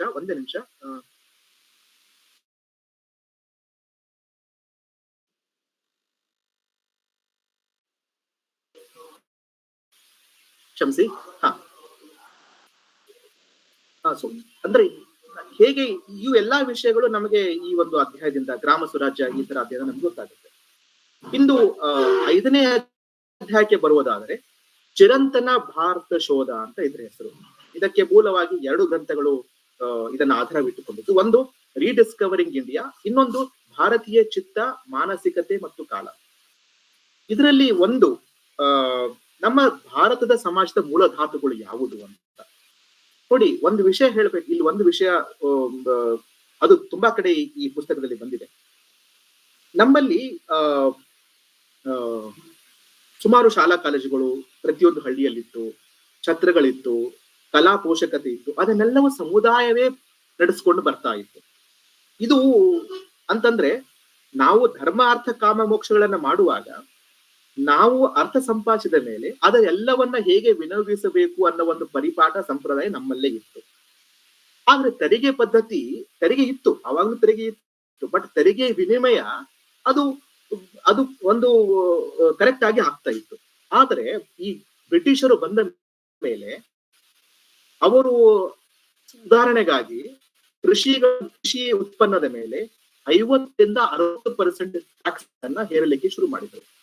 ಯಾವತ್ತು ತೆರಿಗೆ, ಯಾವಾಗಲೂ ಒಂದು ಫಂಡಮೆಂಟಲ್ ಪ್ರಿನ್ಸಿಪಲ್ ನಾವು ಹೇಳ್ತಾ ಇರ್ತೀವಿ, tax collection should be always in the control of government ಅಲ್ವಾ. ಶಿಕ್ಷಣ ನಾವು ಪ್ರೈವೇಟೈಸ್ ಮಾಡಬಹುದು, PSU ಗಳನ್ನ ಪ್ರೈವೇಟೈಸ್ ಮಾಡಬಹುದು, ಸಾರಿಗೆ ವ್ಯವಸ್ಥೆಯನ್ನ ಪ್ರೈವೇಟೈಸ್ ಮಾಡಬಹುದು, ಎಲೆಕ್ಟ್ರಿಸಿಟಿ ಪ್ರೈವೇಟೈಸ್ ಮಾಡಬಹುದು. ಆದರೆ ಯಾವ ಸರ್ಕಾರ ಅಥವಾ ಯಾವ ಆಳುವವರು ಟ್ಯಾಕ್ಸ್ ಅನ್ನ ಪ್ರೈವೇಟ್ ಅದನ್ನ ಔಟ್ಸೋರ್ಸ್ ಮಾಡಿದ್ರೆ ಅವಾಗ ಸರ್ಕಾರ ಉಳಿಯಲ್ಲ. ಈಗ ನಮಗೆ ಭಾರತೀಯರು ಬ್ರಿಟಿಷರಿಗೆ ಒಳಗಾದ ಮೇಲೆ, ಅವರ ವಸಾಹತು ಬಂದ ಮೇಲೆ ತೆರಿಗೆ ಅನ್ನೋದು ತುಂಬಾ ವಿಪರೀತ ಆಯಿತು. ಎಷ್ಟಂತ ಕೇಳಿದ್ರೆ ಕೃಷಿ ಉತ್ಪನ್ನದ ಮೇಲೆ 50-60. ಇದು ಎಲ್ಲಿಂದ ಬಂತು? ಆಗ ಬ್ರಿಟಿಷರು ಯುರೋಪ್ನಲ್ಲಿ ಏನ್ ಮಾಡ್ತಿದ್ರು, ಅವರು ಭೂಮಾಲೀಕರು 50% ಟ್ಯಾಕ್ಸ್ ಅನ್ನ ಕೃಷಿ ಉತ್ಪನ್ನದ ಮೇಲೆ ತಗೋತಾ ಇದ್ರು. ಅದನ್ನೇ ಯಥಾವತ್ತಾಗಿ ಇಲ್ಲಿ ಹಾಕಿದ್ರು. ಇಲ್ಲಿ ಹಾಕಿದಾಗ ತೆರಿಗೆ ಸಂಗ್ರಹ ಒಂದೇ ಅವರ ಉದ್ದೇಶವಾಗಿತ್ತು, ಲೂಟಿ ಮಾಡೋದು ಒಂದೇ ಉದ್ದೇಶವಾಗಿತ್ತು. ಅವಾಗ ಏನಾಯ್ತು, ಕೃಷಿ ಆಧಾರಿತ ಜೀವನ ಕ್ರಮವೇನಿತ್ತು, ಉದಾಹರಣೆಗಾಗಿ ಅಲ್ಲಿರುವಂತಹ ಕರಕುಶಲದ ಕರ್ಮಿಗಳು, ನೇಕಾರರಿರಬಹುದು, ಅಥವಾ ನೃತ್ಯ, ಶಿಕ್ಷಣ, ಶಾಲೆಗಳು, ಇವೆಲ್ಲ ಸಮುದಾಯದ ಮೂಲಕವೇ ನಡೀತಾ ಇತ್ತು. ಯಾವಾಗ ನೀವು ಇಷ್ಟು % ಟ್ಯಾಕ್ಸ್ ಗಳನ್ನೇ ಕಟ್ಟಿದಾಗ ನಿಮ್ಮಲ್ಲಿ ಯಾವುದೇ ದ್ರವ್ಯ ಸಂಪತ್ತು ಉಳಿಯಲ್ಲ. ದ್ರವ್ಯ ಸಂಪತ್ತು ಉಳಿದೇ ಇದ್ರೆ ಈ ಯಾವುದೇ ಸಂಪ್ರದಾಯ ಸಂಸ್ಕೃತಿ ಉಳಿಲಿಕ್ಕೆ ಸಾಧ್ಯವಿಲ್ಲ. ಹಾಗಾಗಿ direct attack was on our cultural roots, on our tradition, by imposing heavy taxation on Indian. ಇದು ಒಂದು ನಮ್ಮಲ್ಲಿ ನೋಡಿದಾಗ ಗೊತ್ತಾಗುತ್ತೆ, ನಮ್ಮಲ್ಲಿ ಎಲ್ಲರೂ ಸಮುದಾಯದ ಸಹಭಾಗಿತ್ವ ಇತ್ತು. ಸುಮಾರು ಕಡೆ ನೋಡಿದ್ದೇವೆ, ಸಮುದಾಯದಲ್ಲಿರುವಂತಹ ಪ್ರತಿಯೊಬ್ಬರು ಸಮುದಾಯಕ್ಕೆ ಏನಾದ್ರೂ ಒಂದು ಅಡ್ಡಿ ಆತಂಕ ಬಂದಾಗ ಅವರು ತಮ್ಮಲ್ಲಿ ಇರುವಂತದ್ದೆಲ್ಲವನ್ನೂ ದಾನ ಮಾಡಿದ್ದಾರೆ. ನಾವು ಕೇಳಿರಬಹುದು, ಇವನ್ ಸೂಳೆ ಕೆರೆ, ಸೂಳೆ ಬಾವಿಗಳು, ಇದರ ಅರ್ಥವೇನು? ಯಾವುದೇ ವೃತ್ತಿ ಇದ್ದರೂ ಸಹಿತ ಬಾವಿಗಳನ್ನ, ಕೆರೆಗಳನ್ನ ಕಟ್ಟಿರುವಂತ ನೋಡ್ತೇವೆ. ಇದು ಯಾಕಪ್ಪ ಅಂತಂದ್ರೆ ನನ್ನ ಜನ, ನನ್ನ ಊರಿನ ಜನ, ಇದು ನನ್ನ ದೇಶ, ನನ್ನ ಭಾಗ, ನನ್ನ ಜನ, ಈ ಒಂದು ಅಭಿಪ್ರಾಯ ಇರುವಾಗ, ಈ ಮೌಲ್ಯದ ಹಿನ್ನೆಲೆಯಲ್ಲಿದ್ದಾಗ ನಾವು ಅದಕ್ಕೆ ಸರಿಯಾಗಿ ವಿನಿಯೋಗಿಸ್ತಾ ಬಂದಿದ್ದೇವೆ. ಬಟ್ ಇದರಿಂದ ಈ ವಸಾಹತುಗಳಿಂದ ಬ್ರಿಟಿಷರು ಬಂದ ಮೇಲೆ ಇದೆಲ್ಲಕ್ಕೆ ಕೊಡಲಿ ಪೆಟ್ಟು ಬಿತ್ತು. ಇನ್ನು ಇದರಲ್ಲಿ ಇನ್ನೊಂದು ಲೇಖಕರು ಒಂದು ಹೊಸ ವಿಷಯಗಳನ್ನ ಪ್ರಸ್ತಾಪ ಮಾಡ್ತಾರೆ, ಅಧ್ಯಯನ ಕ್ರಮದ ದೃಷ್ಟಿ. ನೋಡಿ, ಕೆಲವೊಂದು ಸಂಸ್ಥೆಗಳು ಇವತ್ತಿಗೂ ಕೂಡ ಬ್ರಿಟಿಷರ ಸ್ಥಾಪಿಸಿ ಪ್ರಾಯೋಜಿಸಿ ಸ್ಟಡೀಸ್ ಅನ್ನ ಕಂಡಕ್ಟ್ ಮಾಡ್ಲಿಕ್ಕೆ ಅವರು ಕರಿತಾ ಇರ್ತಾರೆ. 1-2 ಉದಾಹರಣೆಗಳು ಹೇಳಲಿಕ್ಕೆ ಬೇಡ. ಅವುಗಳ ಉದ್ದೇಶ ಏನಪ್ಪಾ ಅಂತಂದ್ರೆ, ಭಾರತೀಯ ಸಿವಿಲೈಸೇಷನ್, ಭಾರತೀಯ ಸಂಸ್ಕೃತಿ it just raw material for there study ಅಷ್ಟೇ.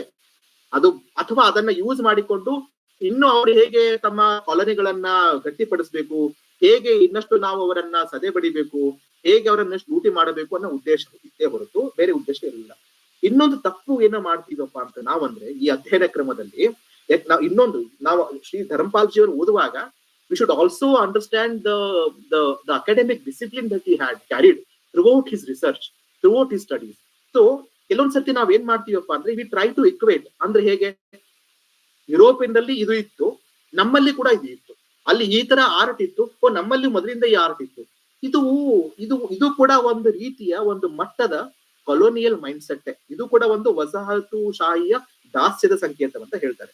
ಇದನ್ನು ಕೂಡ ನಾನು ಯಥಾವತ್ತಾಗಿ ಓದಲಿಕ್ಕೆ ಬಯಸ್ತೇನೆ. ಈ ಲೇಖಕರ ಮಾತಲ್ಲಿ ಹೇಳಬೇಕಾದ್ರೆ ಅದನ್ನ ಬರೀತಾರೆ ಲೇಖಕರು. ಏನಪ್ಪಾ ಅಂತ ಕೇಳಿದ್ರೆ, ಇದಕ್ಕೆ ಮುಖ್ಯ ಕಾರಣ ನಮ್ಮದು ಎನ್ನುವ ಒಂದು ಸ್ಪಷ್ಟವಾದ ಬೌದ್ಧಿಕ ನಿಲುವು ರೂಪುಗೊಳ್ಳದೆ ಹೋದುದು. ಅಂದ್ರೆ ಯುರೋಪಿನಲ್ಲಿ ಇದು ಆಯ್ತು, ದ ಕೈಂಡ್ ಆಫ್ ಇಕ್ವೇಶನ್ ಇಕ್ವೇಟಿಂಗ್ ಇದಿಲ್ ಅವ್ರ ಬಲ್ಲಿ ಇತ್ತು ನಂಬಲ್ಲೂ ಇತ್ತು ಅನ್ನೋದೇನಿದೆಯಲ್ಲ, ವಾಟ್ ಡಸ್ ಇಟ್ ಶೋ? ಏನ್ ಕೊಡುತ್ತಪ್ಪ ಅಂತ ಹೇಳಿದ್ರೆ, ನಮ್ಮದು ಎನ್ನುವ ಒಂದು ಸ್ಪಷ್ಟವಾದ ಬೌದ್ಧಿಕ ನಿಲುವು ರೂಪುಗೊಳ್ಳದೆ ಇರುವುದು.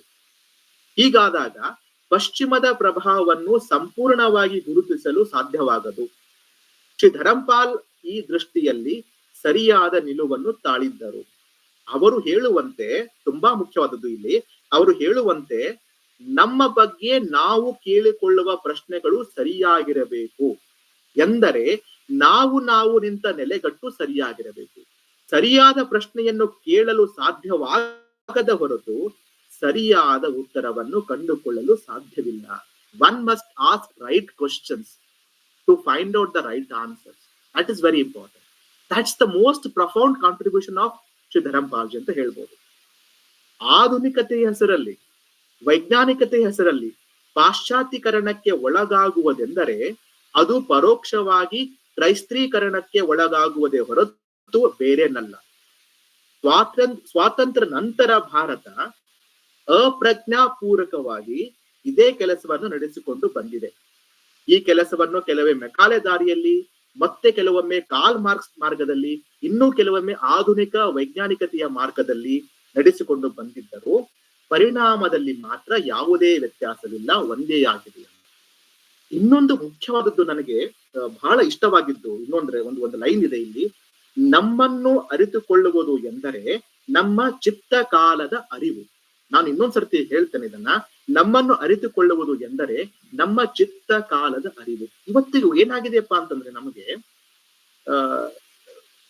somehow we lost to think about our history.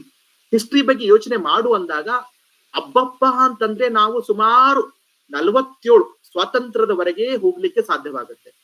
ನಾನು ಇನ್ನೊಂದ್ ಸ್ವಲ್ಪ ಟ್ರೈ ಮಾಡಿ ವಿದ್ಯಾರ್ಥಿಗಳನ್ನು ಅಥವಾ ನನ್ನ ನೆಕ್ಸ್ಟ್ ಜನರೇಷನ್ ಅನ್ನ ಕೇಳಿದಾಗ ಅವರಿಗೆ ಇನ್ನೂ ಒಂದು 100 ವರ್ಷ ಹಿಂದಕ್ಕೆ ಹೋಗಿ ಸ್ವಲ್ಪ ಅಧ್ಯಯನ ಮಾಡು ಅಂತಂದಾಗ ದೇ ಸ್ಟಾರ್ಟ್ ಫೀಲಿಂಗ್ ಅನ್ಕಂಫರ್ಟೇಬಲ್. ಒಂಥರ ಅನ್ಕಂಫರ್ಟೇಬಲ್ ಫೀಲಿಂಗ್ ಅವ್ರಿಗೆ ಆಗುತ್ತೆ. ಯಾಕಂದ್ರೆ ನಮಗೆ somehow we lost to travel in the past. ಅದು ಒಂದು ರೀತಿ ನನಗನ್ಸುತ್ತೆ ಹಾಗಾಗಿದೆ. ಕಾಲಘಟ್ಟವನ್ನ ಅರ್ಥ ಮಾಡಿಕೊಳ್ಳಲ್ಲ. ಚಿತ್ತ ಯಾವ ಮನಸ್ಥಿತಿ ನಮಗಿತ್ತು. ಉದಾಹರಣೆ ಹೇಳಬೇಕಾದ್ರೆ, ನಾಗರ ಪಂಚಮಿ ನಾವು ಇವತ್ತು ಆಚರಣೆ ಮಾಡ್ತೇವೆ, ಮೊದಲು ಮಾಡ್ತಾ ಇದ್ವಿ. ನಾಗರ ಪಂಚಮಿ ನಾವು ಚಿಕ್ಕವರಿದ್ದಾಗ, ಅಥವಾ ನಮ್ಮಲ್ಲಿ ಇಲ್ಲಿ ಕೆಲವರು ತುಂಬಾ ಹಿರಿಯರಿದ್ದವರು ಕೂಡ ಇದ್ದೇವೆ ಇಲ್ಲಿ, ನಾವುಗಳು ಸ್ವಲ್ಪ ಪ್ರಶ್ನೆ ಮಾಡಿ ನೋಡಿದಾಗ ಆಗಿನ ಕಾಲದ ನಾಗರ ಪಂಚಮಿ ಹೇಗಿರ್ತಾ ಇತ್ತು, ಯಾವ ಚಿತ್ತವಿತ್ತು, ಯಾವ ಮನಸ್ಥಿತಿ ಇತ್ತು, ಯಾವ ಮನಸ್ಥಿತಿ ಇಟ್ಟುಕೊಂಡು ನಾವು ನಾಗರ ಪಂಚಮಿ ಮಾಡ್ತಾ ಇದ್ದೀವಿ. ತವರಿಂದ ಅಣ್ಣ ತಮ್ಮ ಬಂದು ಕರೆಯುವುದು, ಅಥವಾ ಆಗದೇ ಇದ್ದಾಗ ಅಲ್ಲಿನ ಒಂದು ಉಡುಗೊರೆಗಳನ್ನ, ಬಾಗಿನೆಗಳನ್ನ ಹೆಣ್ಣಿಗೆ ಕೊಡುವಂಥದ್ದು, ಉಯ್ಯಾಲೆಗಳನ್ನ ಆಡುವಂಥದ್ದು, ಅಲ್ಲಿ ಆಗೋ ತಿಂಡಿ ತಿನಿಸುಗಳು, ಆಮೇಲೆ ಎಷ್ಟೋ ವಿಷಯಗಳು ಅದೆಲ್ಲ ಇರ್ತಿತ್ತು. ಇವತ್ತಿಗೂ ನಾಗರ ಪಂಚಮಿ ಉಳಿದಿದೆ, ಮಾಡ್ಕೊಂಡು ಬರ್ತಾ ಇದ್ದೀವಿ. ಬಟ್ ಯಾವ ಚಿತ್ತ? ಹಾಗಾಗಿ ನಮಗೆ ನಾಗರ ಪಂಚಮಿ ಉಳಿದು ಈಗ ಇನ್ನೊಂದು ವಿಷಯ ನೋಡಿದ್ದೀವಲ್ಲ, ದೀಪಾವಳಿ ಹಬ್ಬದಲ್ಲಿ ಆಗಿನ ದೀಪಾವಳಿಗೂ ಈಗಿನ ದೀಪಾವಳಿಗೂ ಚಿತ್ತವು ಬೇರೆ ಆಗಿದೆ. ನಾವೆಲ್ಲರೂ ಈಗ ದೀಪಾವಳಿ ಕೆಲವರು ನಾವೆಲ್ಲ ನಾನು ಮಾಡಿದವನೇ ಇದ್ದೇನೆ ಈ ಕೆಲಸವನ್ನ. ಏನಪ್ಪಾ ಅಂತ ಹೇಳಿದ್ರೆ, ದೀಪಾವಳಿ ಬಂದ್ರೆ ಸ್ವೀಟ್ಗಳ ಬಾಕ್ಸ್ ತಗೊಂಡು ಎಲ್ರಿಗೂ ಹೋಗಿ ಹಂಚಿದ್ದು ನಮ್ಮ ಪದ್ಧತಿಯಲ್ಲಿ ಇರ್ಲಿಲ್ಲ ಅನ್ಸುತ್ತೆ ನನಗೆ. ಮೊದಲು ಊಟಕ್ಕೆ ಮನೆ ಕರಿತಾ ಇದ್ವಿ, ತಿಂಡಿ ತಿನಿಸುಗಳನ್ನ ಮಾಡ್ತಾ ಇದ್ವಿ, ಪಟಾಕಿಗಳನ್ನ ಸಿಡಿಸ್ತಾ ಇದ್ವಿ. ಅಂದ್ರೆ ಏನಾಗಿದೆ ಅಂತಂದ್ರೆ, ಬರ್ತಾ ಬರ್ತಾ it has taken a new form. Of course ಕಾಲಘಟ್ಟದಲ್ಲಿ ಎಲ್ಲವೂ ಬದಲಾಗುತ್ತಾ ಹೋಗುತ್ತೆ. ಬಟ್ ಒಂದು ಸತ್ವ, ಅದೊಂದು ಮೂಲ ನೆಲೆ, ಅದು ಸಡಿಲಗೊಂಡಾಗ ಅದು ಏನೆಲ್ಲ ಆಚರಣೆ ಮಾಡಿದ್ರು ಸಹಿತ ನಾವು ಆ ಚಿತ್ತವನ್ನ ಅರ್ಥ ಮಾಡಿಕೊಳ್ಳುವುದು ತುಂಬಾ ಕಷ್ಟ ಆಗುತ್ತೆ. ಇದನ್ನ ತುಂಬಾ ಕಡೆ ನಾವು ಇದು ನೋಡಿದ್ದೇವಲ್ಲ. ಸೇ ಫಾರ್ ಎಕ್ಸಾಂಪಲ್, ಭಕ್ತಿ ಅನ್ನೋದು ಏನು ಅಂತ ನಾವು ಭಾರತೀಯರಿಗೆ ಹೇಳುವ ಅವಶ್ಯಕತೆ ಇಲ್ಲ. ಉದಾಹರಣೆಗಾಗಿ ರಾಧಾ ಮತ್ತು ಕೃಷ್ಣನ ನಡುವೆ ಇರುವಂತಹ ಸಂಬಂಧ, ಬಾಂಧವ್ಯವನ್ನ ಭಾರತೀಯರಿಗೆ ಅರ್ಥ ಮಾಡಿಸಬಹುದು, ಒಬ್ಬ ಪಾಶ್ಚಾತ್ಯರಿಗೆ ಅರ್ಥವಾಗಲ್ಲ.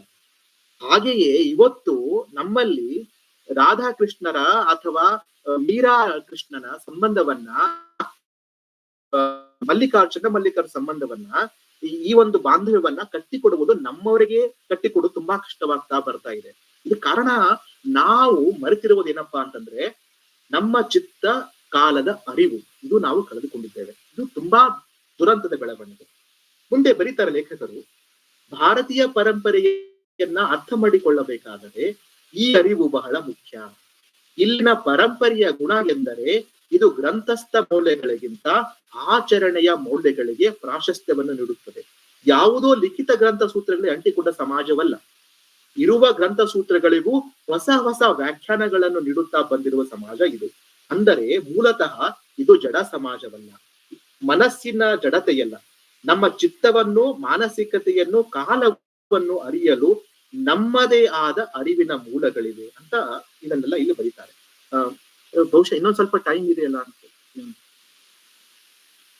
ಇನ್ನು ಎಷ್ಟು ಸಮಯ ಇದೆ ಸರ್? ಇಲ್ಲ ಸರ್, ನೀವು ಮುಗಿಸ್ಬೋದು ಸರ್, ಒಂದ್ 5 ನಿಮಿಷ. ಸರಿ ಸರಿ, ಆಯ್ತು, ಓಕೆ. ಇನ್ನು ಕೊನೆಯ ಲಾಸ್ಟ್ ಬಟ್ ಒಂದನೇ ಇನ್ನೊಂದು 6ನೇ ಅಧ್ಯಾಯ, ಬ್ರಿಟಿಷ್ ತಂತ್ರಕ್ಕೆ ಬಲಿಯಾಯಿತು ಭಾರತ ಶಿಕ್ಷಣ ಅಂತ. ಇದು ಹೆಸರೇ ಹೇಳುವಂತೆ ಇದು ಶ್ರೀ ಧರಂಪಾಲ್ ಅವರ ಮಹತ್ವದ ಕೃತಿ, ಇನ್ನೊಂದು ಮಹತ್ವದ ಕೃತಿ ದ ಬ್ಯೂಟಿಫುಲ್ ಟ್ರೀ ಅಂತ. ಇದು ಮುಖ್ಯವಾಗಿ ಆಗಿನ ಕಾಲಕ್ಕೆ ಬ್ರಿಟಿಷರು ಸಮೀಕ್ಷೆಗಳನ್ನ ನಡೆಸಿದ್ರು, ಅಲ್ಲಿ ನಮ್ಮ ಶಿಕ್ಷಣ ಪದ್ಧತಿ ಹೇಗಿತ್ತು ಅಂತ. ನೋಡಿ, ನಮ್ಮ ಭಾರತದಲ್ಲಿ ಪ್ರತಿಯೊಂದು ಹಳ್ಳಿಯಲ್ಲೂ ಶಿಕ್ಷಣ ಶಾಲೆಗಳು ಇದ್ದವು. The mobility of students was very limited. Mobility ಅಂತಂದ್ರೆ ಶಾಲೆಗೋಸ್ಕರ, ವಿದ್ಯಾಭ್ಯಾಸಕ್ಕೋಸ್ಕರ ತುಂಬಾ ದೂರ ಅಲಿಬೇಕಾಗಿರಲಿಲ್ಲ. Unless they were very keen to do a higher education. ಆವಾಗ ನಲಂದಾಕೋ ಎಲ್ಲ ಹೋಗ್ಬೋದಾಗಿತ್ತು. ಇವತ್ತು ನೋಡಿದಾಗ ಮೋಸ್ಟ್ಲಿ ಆಫ್ಟರ್ ಹೈಸ್ಕೂಲ್ ಎಜುಕೇಶನ್ ಅಥವಾ PUC ಆದ್ಮೇಲೆ ಮೊಬಿಲಿಟಿ ಆಗುತ್ತೆ. ಅಂದ್ರೆ ಅವ್ರ ಮನೆ ಬಿಟ್ಟು ಬೇರೆ ಎಲ್ಲ ಕೂಡ ಹೋಗಿ ವಿದ್ಯಾಭ್ಯಾಸ ಮಾಡೋದು, ಅಲ್ಲಿ ಇನ್ನೊಂದು ಅವಾಂತರ ಸೃಷ್ಟಿ ಮಾಡ್ಕೊಳ್ಳೋದು ಎಲ್ಲವೂ ನಾನು ನೋಡ್ತಾನೆ ಬರ್ತಿರ್ತೀವಿ. ಆಗ ಹಾಗಿರ್ಲಿಲ್ಲ. ಆಮೇಲೆ ಈಗ ಯಾವ್ದೋ ಒಂದು ರಿಪೋರ್ಟ್ ನಾನು ನೋಡ್ತಿದ್ದೆ, how student select college or university ಅಂತ ನೋಡಿದಾಗ ದೇರ್ ವಾಸ್ ಒನ್ ಪ್ಯಾರಾಮೀಟರ್. ಆ ಪ್ಯಾರಾಮೀಟರ್ ಏನ್ ಗೊತ್ತಾ? Night life in that city. ಅಂದ್ರೆ ನೈಟ್ ಲೈಫ್, ಪಬ್ಗಳಿದೆಯೋ ಇನ್ನೊಂದು ಏನಿದೆಯೋ ಅದರ ಆಧಾರದ ಮೇಲೆ ಹುಡುಗರು, especially the people who wanted to join premier institution, so called premier institution ಕರಿತೀವಿ, ಅವ್ರು ಇದನ್ನು ಕೂಡ ಗಮನಿಸ್ತಾರೆ. ಇದು ಈ ತರ ಒಂದು ಚೇಂಜ್ ಆಗಿದೆ. ಹೇಳಕ್ ಹೊರಟಿರುವುದೇನಪ್ಪಾ ಅಂತಂದ್ರೆ, ಆ ಸಮೀಕ್ಷೆ ಪ್ರಕಾರ, ಬ್ರಿಟಿಷರು ನಡೆಸಿದಂತ ಸಮೀಕ್ಷೆ ಪ್ರಕಾರ ನಮ್ಮಲ್ಲಿ ಔಪಚಾರಿಕ ಶಿಕ್ಷಣ ಸಂಸ್ಥೆಗಳು ಇದ್ದುವು, ಅನೌಪಚಾರಿಕವಾಗಿರುವಂತದ್ದು ಕೂಡ ಇದ್ದುವು. ಅಂದ್ರೆ ತಂದೆಯಿಂದ ಅಥವಾ ಆ ಸಮಾಜದಲ್ಲಿ ಇರುವಂತಹ ಹಿರಿಯರಿಂದ ಹಲವು ತಂತ್ರಜ್ಞಾನಗಳನ್ನ, ಕರಕುಶಲಗಳನ್ನ ಕಲಿಯುವಂತ ಪದ್ಧತಿ ಇತ್ತು. ಹಾಗೆ ಉನ್ನತ ಶಿಕ್ಷಣ ಸಂಸ್ಥೆಗಳು ಇತ್ತು. ಇಲ್ಲಿ ಎಲ್ಲವೂ ರಾಜಾಶ್ರಯಕ್ಕಿಂತ ಸಮಾಜದ ಪೋಷಣೆಯಲ್ಲಿಯೇ ನಡೀತಾ ಇದೆ. ರಾಜಾಶ್ರಯ ಇತ್ತು, ಬಟ್ ಅದಕ್ಕಿಂತ ಮುಖ್ಯವಾಗಿ ಸಮುದಾಯದ ಆಶ್ರಯ, ಸಮುದಾಯದ ಪೋಷಣೆ ತುಂಬಾ ಇತ್ತು. ನಾನು ಒಂದು ಕಡೆ ಕೇಳಿರುವಂತದ್ದು, ಮೋಸ್ಟ್ಲಿ SL ಭೈರಪ್ಪ ಅವ್ರು ಹೇಳ್ತಾ ಇರ್ತಾರೆ ಇದು ಮಾತನ್ನ. ಅವ್ರ ಊರಿಗೆ ಸಂತೇಶ್ವರಕ್ಕೆ ಆಗಿನ ಕಾಲಕ್ಕೆ ತುಮಕೂರಿನ ಶ್ರೀರಂಗ ಸ್ವಾಮಿಗಳು ಹಿರಿಯರು, ಅವರು ಬಂಡಿ ಗಾಡಿಯಲ್ಲಿ ಬಂದು ಧಾನ್ಯಗಳನ್ನು ಸಂಗ್ರಹಿಸಿ ಅವರು ಶಾಲೆಗಳು ನಡೆಸ್ತಾ ಇದ್ರು. ಅಂದ್ರೆ ಎಲ್ರೂ ಮುಂದೆ ಬಂದು ಆ ಶಾಲೆಗಳಿಗೆ ಧಾನ್ಯಗಳನ್ನ ಕೊಡ್ತಾ ಇದ್ರು ಅಂತ. ನೋಡಿ, ರಾಜಾಶ್ರಯಕ್ಕಿಂತ ಸಮುದಾಯದ ಆಶ್ರಯದಲ್ಲಿ ಬೆಳೀತಾ ಇದ್ವು. ಇವನ್ ಗುರುಕುಲಗಳು ಕೂಡ ಅಷ್ಟೇ. ನೋಡಿ, ಹಾಗಿರುವಾಗ ನೀವು ಸತ್ಯದ ಅನ್ವೇಷಣೆ ಮಾಡ್ಲಿಕ್ಕೆ ಸಾಧ್ಯ ಆಗುತ್ತೆ. ರಾಜಾಶ್ರಯ ಇರುವಾಗ ಅನುಕೂಲಗಳು ಕೆಲವೊಂದು ಸರ್ತಿ ಆಗಬಹುದು, ಬಟ್ ಹಲವು ಸರ್ತಿ ಇದು ಅನಾನುಕೂಲತೆಗಳೇ ಇರ್ತವೆ. ಹಾಗಾಗಿ ಶಿಕ್ಷಣ ಅನ್ನೋದು ಅದು ರಾಜಾಶ್ರಯಕ್ಕಿಂತ ಸಮುದಾಯದ ಆಶ್ರಯದಲ್ಲಿ ಇತ್ತು ಅನ್ನೋ ಒಂದು beautiful concept we can see in this chapter. ಆಮೇಲೆ ಇನ್ನೊಂದು ಏನಪ್ಪಾ ಅಂತ ಕೇಳಿದ್ರೆ, ಬೇರೆ ಬೇರೆ ಮಾನದಂಡಗಳು ಆಫ್ ಎಜುಕೇಶನ್ ಕ್ವಾಲಿಟಿ, ಪಠ್ಯಕ್ರಮ ಇರಬಹುದು, ಹಾಜರಾತಿ ಇರಬಹುದು, ಮತ್ತು ಸಾರ್ವತ್ರೀಕರಣಗೊಂಡಿರಬಹುದು. ಈ ವಿಮೆನ್ ಎಜುಕೇಶನ್ ಅದು ಯುರೋಪಲ್ಲಿ ಸ್ಟಾರ್ಟ್ ಆಗಿರೋದು ಕೇವಲ ಒಂದು 100 ವರ್ಷ ಅಷ್ಟೇ. ಬಟ್ ನಮ್ಮಲ್ಲಿ women education was it's very old concept and we never bothered. ಯಾರು ಗಂಡು ಸಾಲಿಗೆ ಹೋಗ್ತಾ ಇದೆಯೋ ಹೆಣ್ಣು, ಅದೆಲ್ಲ ನಮಗೆ ಪ್ರಶ್ನೆಗೆ ತಲೆಗೆ ಬರಲಿಲ್ಲ. ಇವೆಲ್ಲ ನಮಗೆ ತಿಳಿತಿರುವಂತದ್ದು. ಅವರ ಸಮೀಕ್ಷೆಯ ಪ್ರಕಾರ, ಬ್ರಿಟಿಷರ್ ಹೇಳಿರುವಂತಹ ಸಮೀಕ್ಷೆಯ ಪ್ರಕಾರ 30% ಬ್ರಾಹ್ಮಣರು ವಿದ್ಯಾರ್ಥಿಗಳಿದ್ರೆ 70% ಆಗಿನ ಒಂದು ಅರ್ಥದಲ್ಲಿ ನೋಡಬೇಕಾದ್ರೆ ಶೂದ್ರರು ಕೂಡ ಅಲ್ಲಿ ಪಾಠ ಕಲಿತಾ ಇದ್ರು ಅಂತ. ಇದು ಭಾರತೀಯರಿಗೆ ಕಟ್ಟಿಕೊಟ್ಟಿರುವಂತದ್ದಲ್ಲ, ಅಥವಾ ಧರಂಪಾಲರೇ ಸೃಷ್ಟಿ ಮಾಡಿರುವಂತ ದಾಖಲೆ ಅಲ್ಲ, ಬ್ರಿಟಿಷರೇ ದಾಖಲೆ ಮಾಡಿರುವಂತದ್ದು. ಇದು ಒಂದು ವಿಷಯ. ಆಮೇಲೆ ಕೊನೆಯದಾಗಿ ಹೇಳಬೇಕು ಅಂದ್ರೆ, ಕೊನೆಯ ಅಧ್ಯಾಯದಲ್ಲಿ ಧರಂಪಾಲರು, ಅಧ್ಯಾಯದ ಹೆಸರು ಶ್ರೀ ಧರಂಪಾಲ್ ಅರಿವಿಗೆ ತೋರಿದ ಬೆಳಕು ಅಂತ. ಇದರಲ್ಲಿ the British origin of cow slaughter in India with some British documents on anti kine killing movement 1880 to 1894 ಅಂತ. ಇದರಲ್ಲಿ ಎರಡು ಹಾಗೆ ಕ್ವಿಕ್ ಆಗಿ ಹೇಳಬೇಕಾದ್ರೆ, ಭಾರತದಲ್ಲಿರುವಂತ ಮತಾಂತರಗೊಂಡ ಮುಸಲ್ಮಾನರಿಗಾಗಲಿ ಅಥವಾ ಹೊರಗಿನ ಬಂದ ಮುಸಲ್ಮಾನರಿಗಾಗಲಿ ಗೋಮಾಂಸ ಭಕ್ಷಣೆ ಅವರ ಆಹಾರದ ಭಾಗವಾಗಿರಲಿಲ್ಲ ಅನ್ನೋದನ್ನ ಶ್ರೀ ಧರಂಪಾಲರು ದಾಖಲೆ ಸಹಿತ ಅದನ್ನ ಹೇಳ್ತಾರೆ. ಯಾರು ಗೋಮಾಂಸ ಭಕ್ಷಣೆ ಮಾಡ್ತಿದ್ರು? ಯುರೋಪಿಯನ್ನರು ಮಾಡ್ತಿದ್ರು. ಇವರು ಅದನ್ನ ಬಳಸ್ಕೊಂಡು ಇಲ್ಲಿ ಸುಮಾರು ಅವಾಂತರಗಳ ಸೃಷ್ಟಿ ಮಾಡಿ ಮುಸ್ಲಿಮರಿಗೂ ಗೋಮಾಂಸ ಭಕ್ಷಣೆಗೂ ಒಂದು ಐಡೆಂಟಿಟಿಯನ್ನ ಸೃಷ್ಟಿ ಮಾಡಿ ಯಶಸ್ವಿಯಾಗಿ ತುಂಬಾ ಅವಾಂತರ ಸೃಷ್ಟಿ ಮಾಡಿದ್ರು. ಅದಕ್ಕೋಸ್ಕರನೇ ಹಲವಾರು ವಧಾಗಾರಗಳನ್ನ, ಕಸಾಯಿಖಾನೆಗಳನ್ನ ಮತ್ತು ಆ ಕಸಾಯಿಖಾನೆಗಳಲ್ಲಿ ಮುಸ್ಲಿಮರನ್ನ ಕೆಲಸಕ್ಕೆ ಇಟ್ಕೊಳ್ಳೋದು ಇದೆಲ್ಲವೂ ಮಾಡಿದ್ರು. ಇದು ಒಂದು. ಆಮೇಲೆ ಅದೇ ಅಧ್ಯಾಯದಲ್ಲಿ ಇನ್ನೊಂದು ತುಂಬಾ ವಿಶೇಷವಾಗಿರುವಂತದ್ದು, ಅದನ್ನ ಹಾಗೆ ಓದಿಬಿಡ್ತೇನೆ, ಒಂದು 3 ಲೈನ್ ಇದೆ. ಅದು 92ರಲ್ಲಿ ಒಂದು ಚಾರಿತ್ರಿಕ ಅಪಮಾನದ ಸಂಕೇತವಾಗಿ ನಿಂತಿದ್ದ ಅಯೋಧ್ಯದ ಕಟ್ಟಡವನ್ನ ಕೆಡವಿ ಹಾಕಿದಾಗ ಶ್ರೀ ಧರಂಪಾಲರು ಹೇಳ್ತಾರೆ, ಆ ಒಂದು ಕೆಲಸಕ್ಕೆ ಏನ್ ಹೇಳ್ತಾರಪ್ಪ ಅಂತಂದ್ರೆ, ಪ್ರಾಚೀನ ನಾಗರಿಕತೆಯೊಂದರ ಎಚ್ಚರದ ಪ್ರತೀಕ ಅದು ಅಂತ. ಸೊ ಇದು ಅವರಿಗಿದ್ದ ಒಂದು ದೃಷ್ಟಿಕೋನ.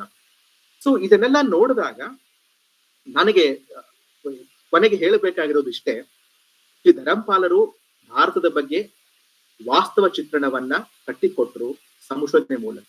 ಅವ್ರಿಗೆ ಯಾವುದು ಹೈಪೋಥಿಸಿಸ್ ಇರಲಿಲ್ಲ, ಅಜೆಂಡಾಗಳಿರಲಿಲ್ಲ, ಇಸಮ್ಗಳು ಇರಲಿಲ್ಲ, ಸತ್ಯ ಶೋಧನೆಯವೇ ಅವರಾಗಿತ್ತು.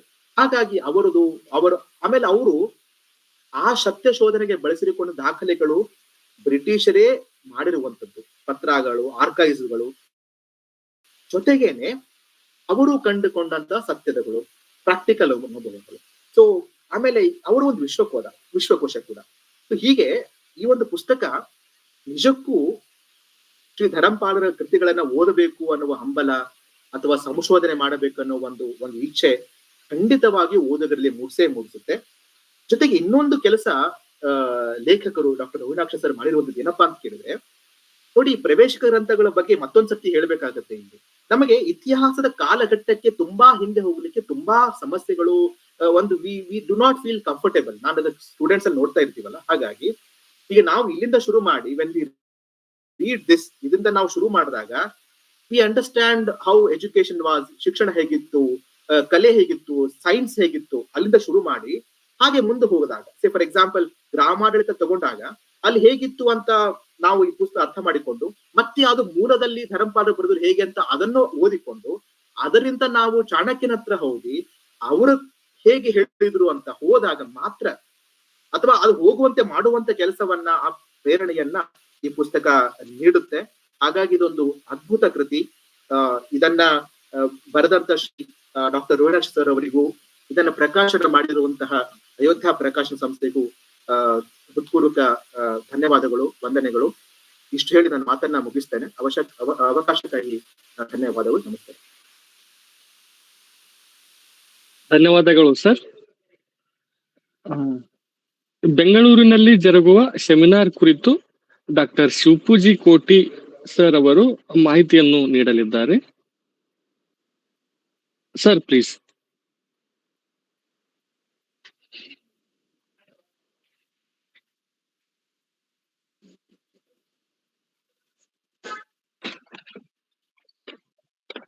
ಬಹುಶಃ ಸರ್ ಅವರು ಲೆಫ್ಟ್ ಆಗಿರ್ಬೋದು. ಈಗ ಕೃತಿಕಾರರಾದ ಡಾಕ್ಟರ್ ರೋಹಿಣಾಕ್ಷ ಶಿರ್ಲಾಲು, ಸಹಾಯಕ ಪ್ರಾಧ್ಯಾಪಕರು, ಜನಪದ ಶಾಸ್ತ್ರ ಮತ್ತು ಬುಡಕಟ್ಟು ಅಧ್ಯಯನ ವಿಭಾಗ, ಕರ್ನಾಟಕ ಕೇಂದ್ರೀಯ ವಿಶ್ವವಿದ್ಯಾಲಯ ಕಲಬುರಗಿ. ಸರ್, ಈಗ ನಿಮ್ಮ ಮಾತು. ಎಲ್ಲರಿಗೂ ಕೂಡ ನಮಸ್ತೆ. ಮೊದಲನೇದಾಗಿ ಧಾರವಾಡ ಕಟ್ಟೆಗೆ ಮುಖ್ಯವಾಗಿ ಪ್ರೊಫೆಸರ್ ಡೋಣೂರ್ ಸರ್ ಅವರಿಗೆ ನಿಮ್ಮ ವಿಡಿಯೋ ಆನ್ ಮಾಡಿ. ರೆಕಾರ್ಡಿಂಗ್ ಸರ್ ಆನ್ ಇದೆ ಸರ್, ಆನ್ ಇದೆ ಸರ್. ಆನ್ ಇದೆನಾ?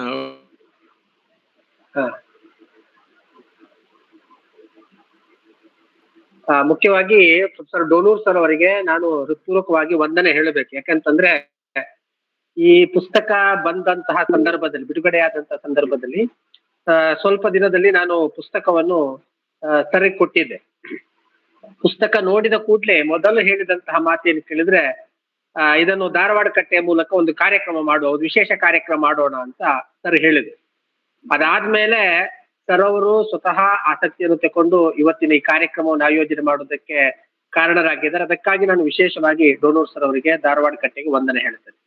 ಎರಡನೇದು, ಈ ಪುಸ್ತಕವನ್ನು ಯಾರು ಪರಿಚಯ ಮಾಡ್ತಾರೆ ಅಂತ ಹೇಳುವಂತ ವಿಷಯ ಬಂದಾಗ, ಈ ಪುಸ್ತಕವನ್ನು ಓದಿದಂತವರಲ್ಲಿ ಡಾಕ್ಟರ್ ಶಿವಕುಮಾರ್ ಬೆಳ್ಳಿ ಸರ್ ಕೂಡ ಒಬ್ಬರಿದ್ರು. ಅವ್ರ ಜೊತೆ ನಾನು ಸಾಧಾರಣವಾಗಿ ಸಾಯಂಕಾಲ ಜೊತೆಗೆ ಕಾರಲ್ಲಿ ಓಡಾಡುವಂತ ಸಂದರ್ಭದಲ್ಲಿ ಅವರು ಈ ಪುಸ್ತಕದ ಬಗ್ಗೆ ಆಗಾಗ ಏನೋ ಒಂದು ಹೇಳ್ತಾ ಇದ್ರು. ಇವತ್ತು ಇಡೀ ಪುಸ್ತಕವನ್ನು ಸಮಗ್ರವಾಗಿ ಓದಿಕೊಂಡು ಆ ಓದಿನಲ್ಲಿ ಅವರಿಗೆ ಯಾವ್ಯಾವುದು ಬಹಳ ಮುಖ್ಯವಾದ ವಿಷಯಗಳು ಅಂತ ಕಂಡಿದ್ಯೋ ಅದನ್ನು ಬಹಳ ವ್ಯವಸ್ಥಿತವಾಗಿ ಅವರು ಈ ಉಪನ್ಯಾಸದಲ್ಲಿ ಹೇಳಿದ್ದಾರೆ. ಅದಕ್ಕೋಸ್ಕರ ನಾನು ಒಬ್ಬ ಲೇಖಕನಾಗಿ ಬೆಳ್ಳಿ ಸರ್ ಅವರಿಗೆ ಕೂಡ ವಂದನೆಯನ್ನು ಹೇಳ್ತೇನೆ. ಆಕ್ಚುಲಿ ನಾನು ಹೇಳಬೇಕಾದಂತಹ ಮಾತುಗಳು ಅಂತ ಏನಿಲ್ಲ, ಯಾಕಂದ್ರೆ ಈ ಪುಸ್ತಕ ಈಗಾಗಲೇ ಹೇಳಿದ ಹಾಗೆ ಒಂದು ಪ್ರವೇಶಿಕೆ ಅಷ್ಟೇ. ಇದು ಧರಂಪಾಲ್ ಅವರನ್ನು ಓದುವುದಕ್ಕೆ ಬೇಕಾದಂತಹ ಒಂದು ಸಿದ್ಧತೆಯನ್ನು ಮಾಡುವಂತಹ ಕೃತಿ ಅಷ್ಟೇ. ಇದು ಬಹಳ ವಿದ್ವತ್ತು ಪೂರ್ಣವಾದ ಅಥವಾ ಒಂದು ದೊಡ್ಡ ವಿದ್ವಾಂಸರು ಈಗಾಗಲೇ ಧರಂಪಾಲ್ ಅವರನ್ನು ಓದಿದವರಿಗೆ ಹೊಸದಾಗಿ ಏನನ್ನು ಕೊಡದೆ ಹೋಗಬಹುದು.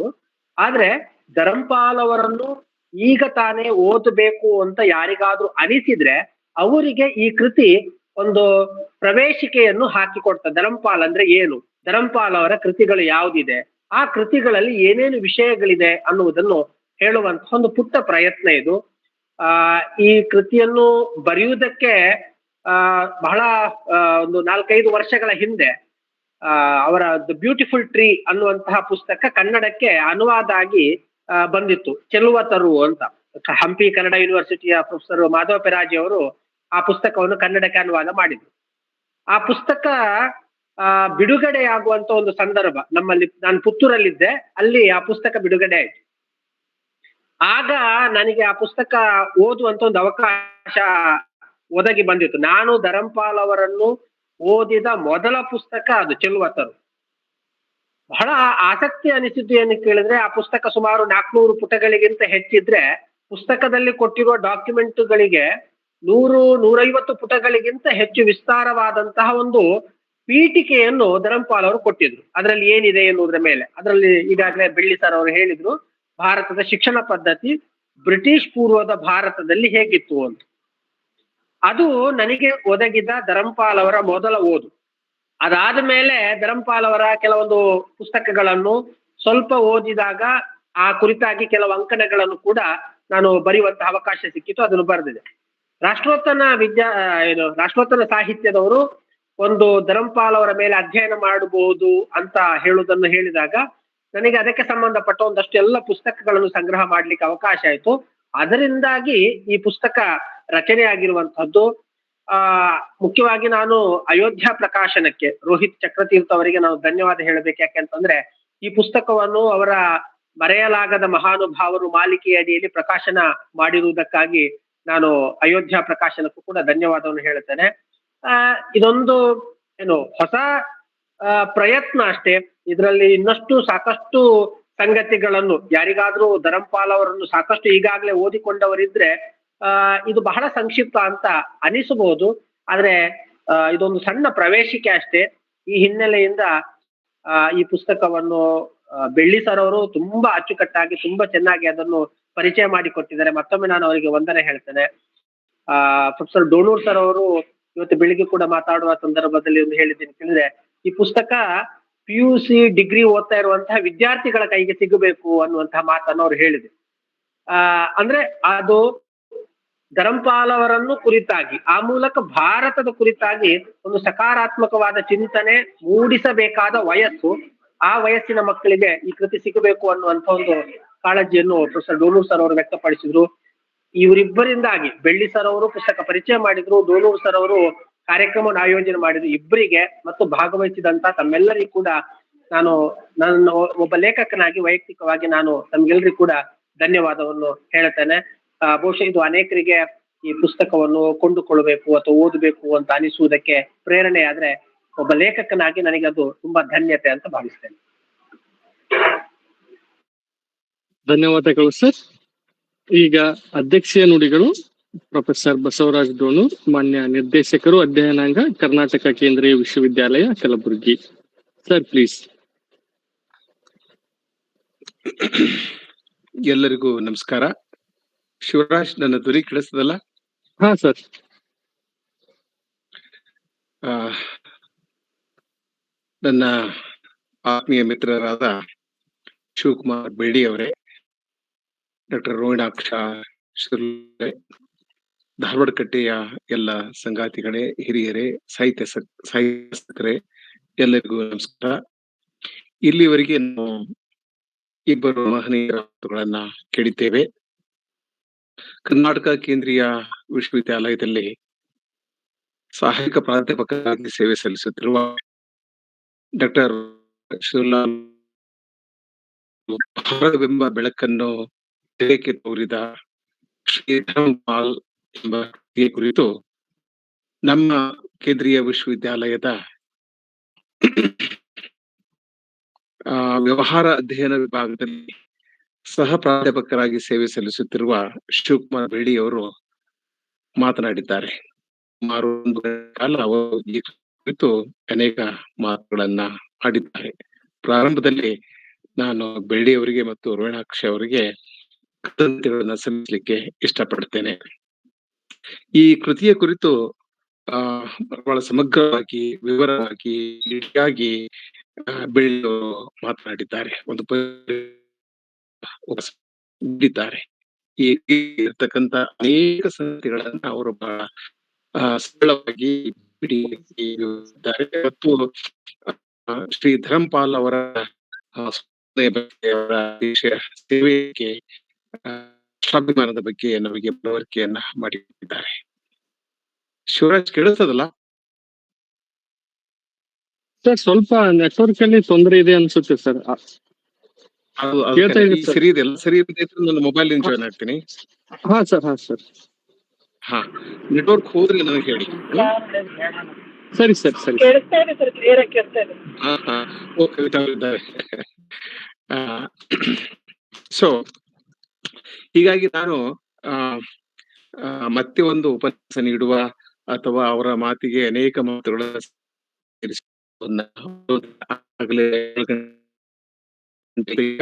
ಸೊ 6-7 ನಿಮಿಷಗಳಲ್ಲಿ ನಾನು ನನ್ನ ಮಾತುಗಳನ್ನು ಆಡ್ತೇನೆ. ಮತ್ತೆ ನೀವು ಈ ಕೃತಿಯ ಬಗೆಗೆ, ಧರ್ಮಪಾಲ್ ಅವರ ಬಗೆಗೆ ಬೆಳ್ಳಿಯವರೊಂದಿಗೆ ಸಂವಾದವನ್ನ, ಚರ್ಚೆಯನ್ನು ಮಾಡಬಹುದು, ಅಥವಾ ಅವರು ಪ್ರಸ್ತಾಪಿಸಿದ ಸಂಗತಿಗಳ ಬಗ್ಗೆ ನಿಮ್ಮ ಅಭಿಪ್ರಾಯವನ್ನು ಹಂಚಿಕೊಳ್ಬಹುದು. ಅವರಿಗೆ ಅಭಿನಂದನೆಗಳನ್ನ ಸಲ್ಲಿಸ್ತೇನೆ. ಅವರು ಶ್ರೀ ಧರ್ಮಪಾಲ್ ಅವರನ್ನ ಕನ್ನಡ ಓದುಗರಿಗೆ ಪರಿಚಯಿಸುವ ಕೆಲಸವನ್ನ ಬಹಳ ಸಮರ್ಥವಾಗಿ ಮಾಡಿದ್ದಾರೆ.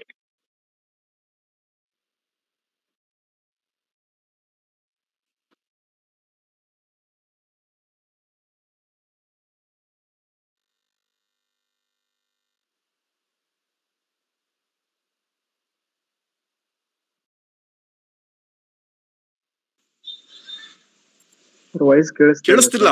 ನೆಟ್ವರ್ಕ್ ಸರ್, ಯಾರೋ ಇನ್ಫಾರ್ಮ್ ಮಾಡ್ರಿ ಅವ್ರಿಗೆ, ನೆಟ್ವರ್ಕ್ ಇದೆ. ಸರಿ ಸರ್. ಸರ್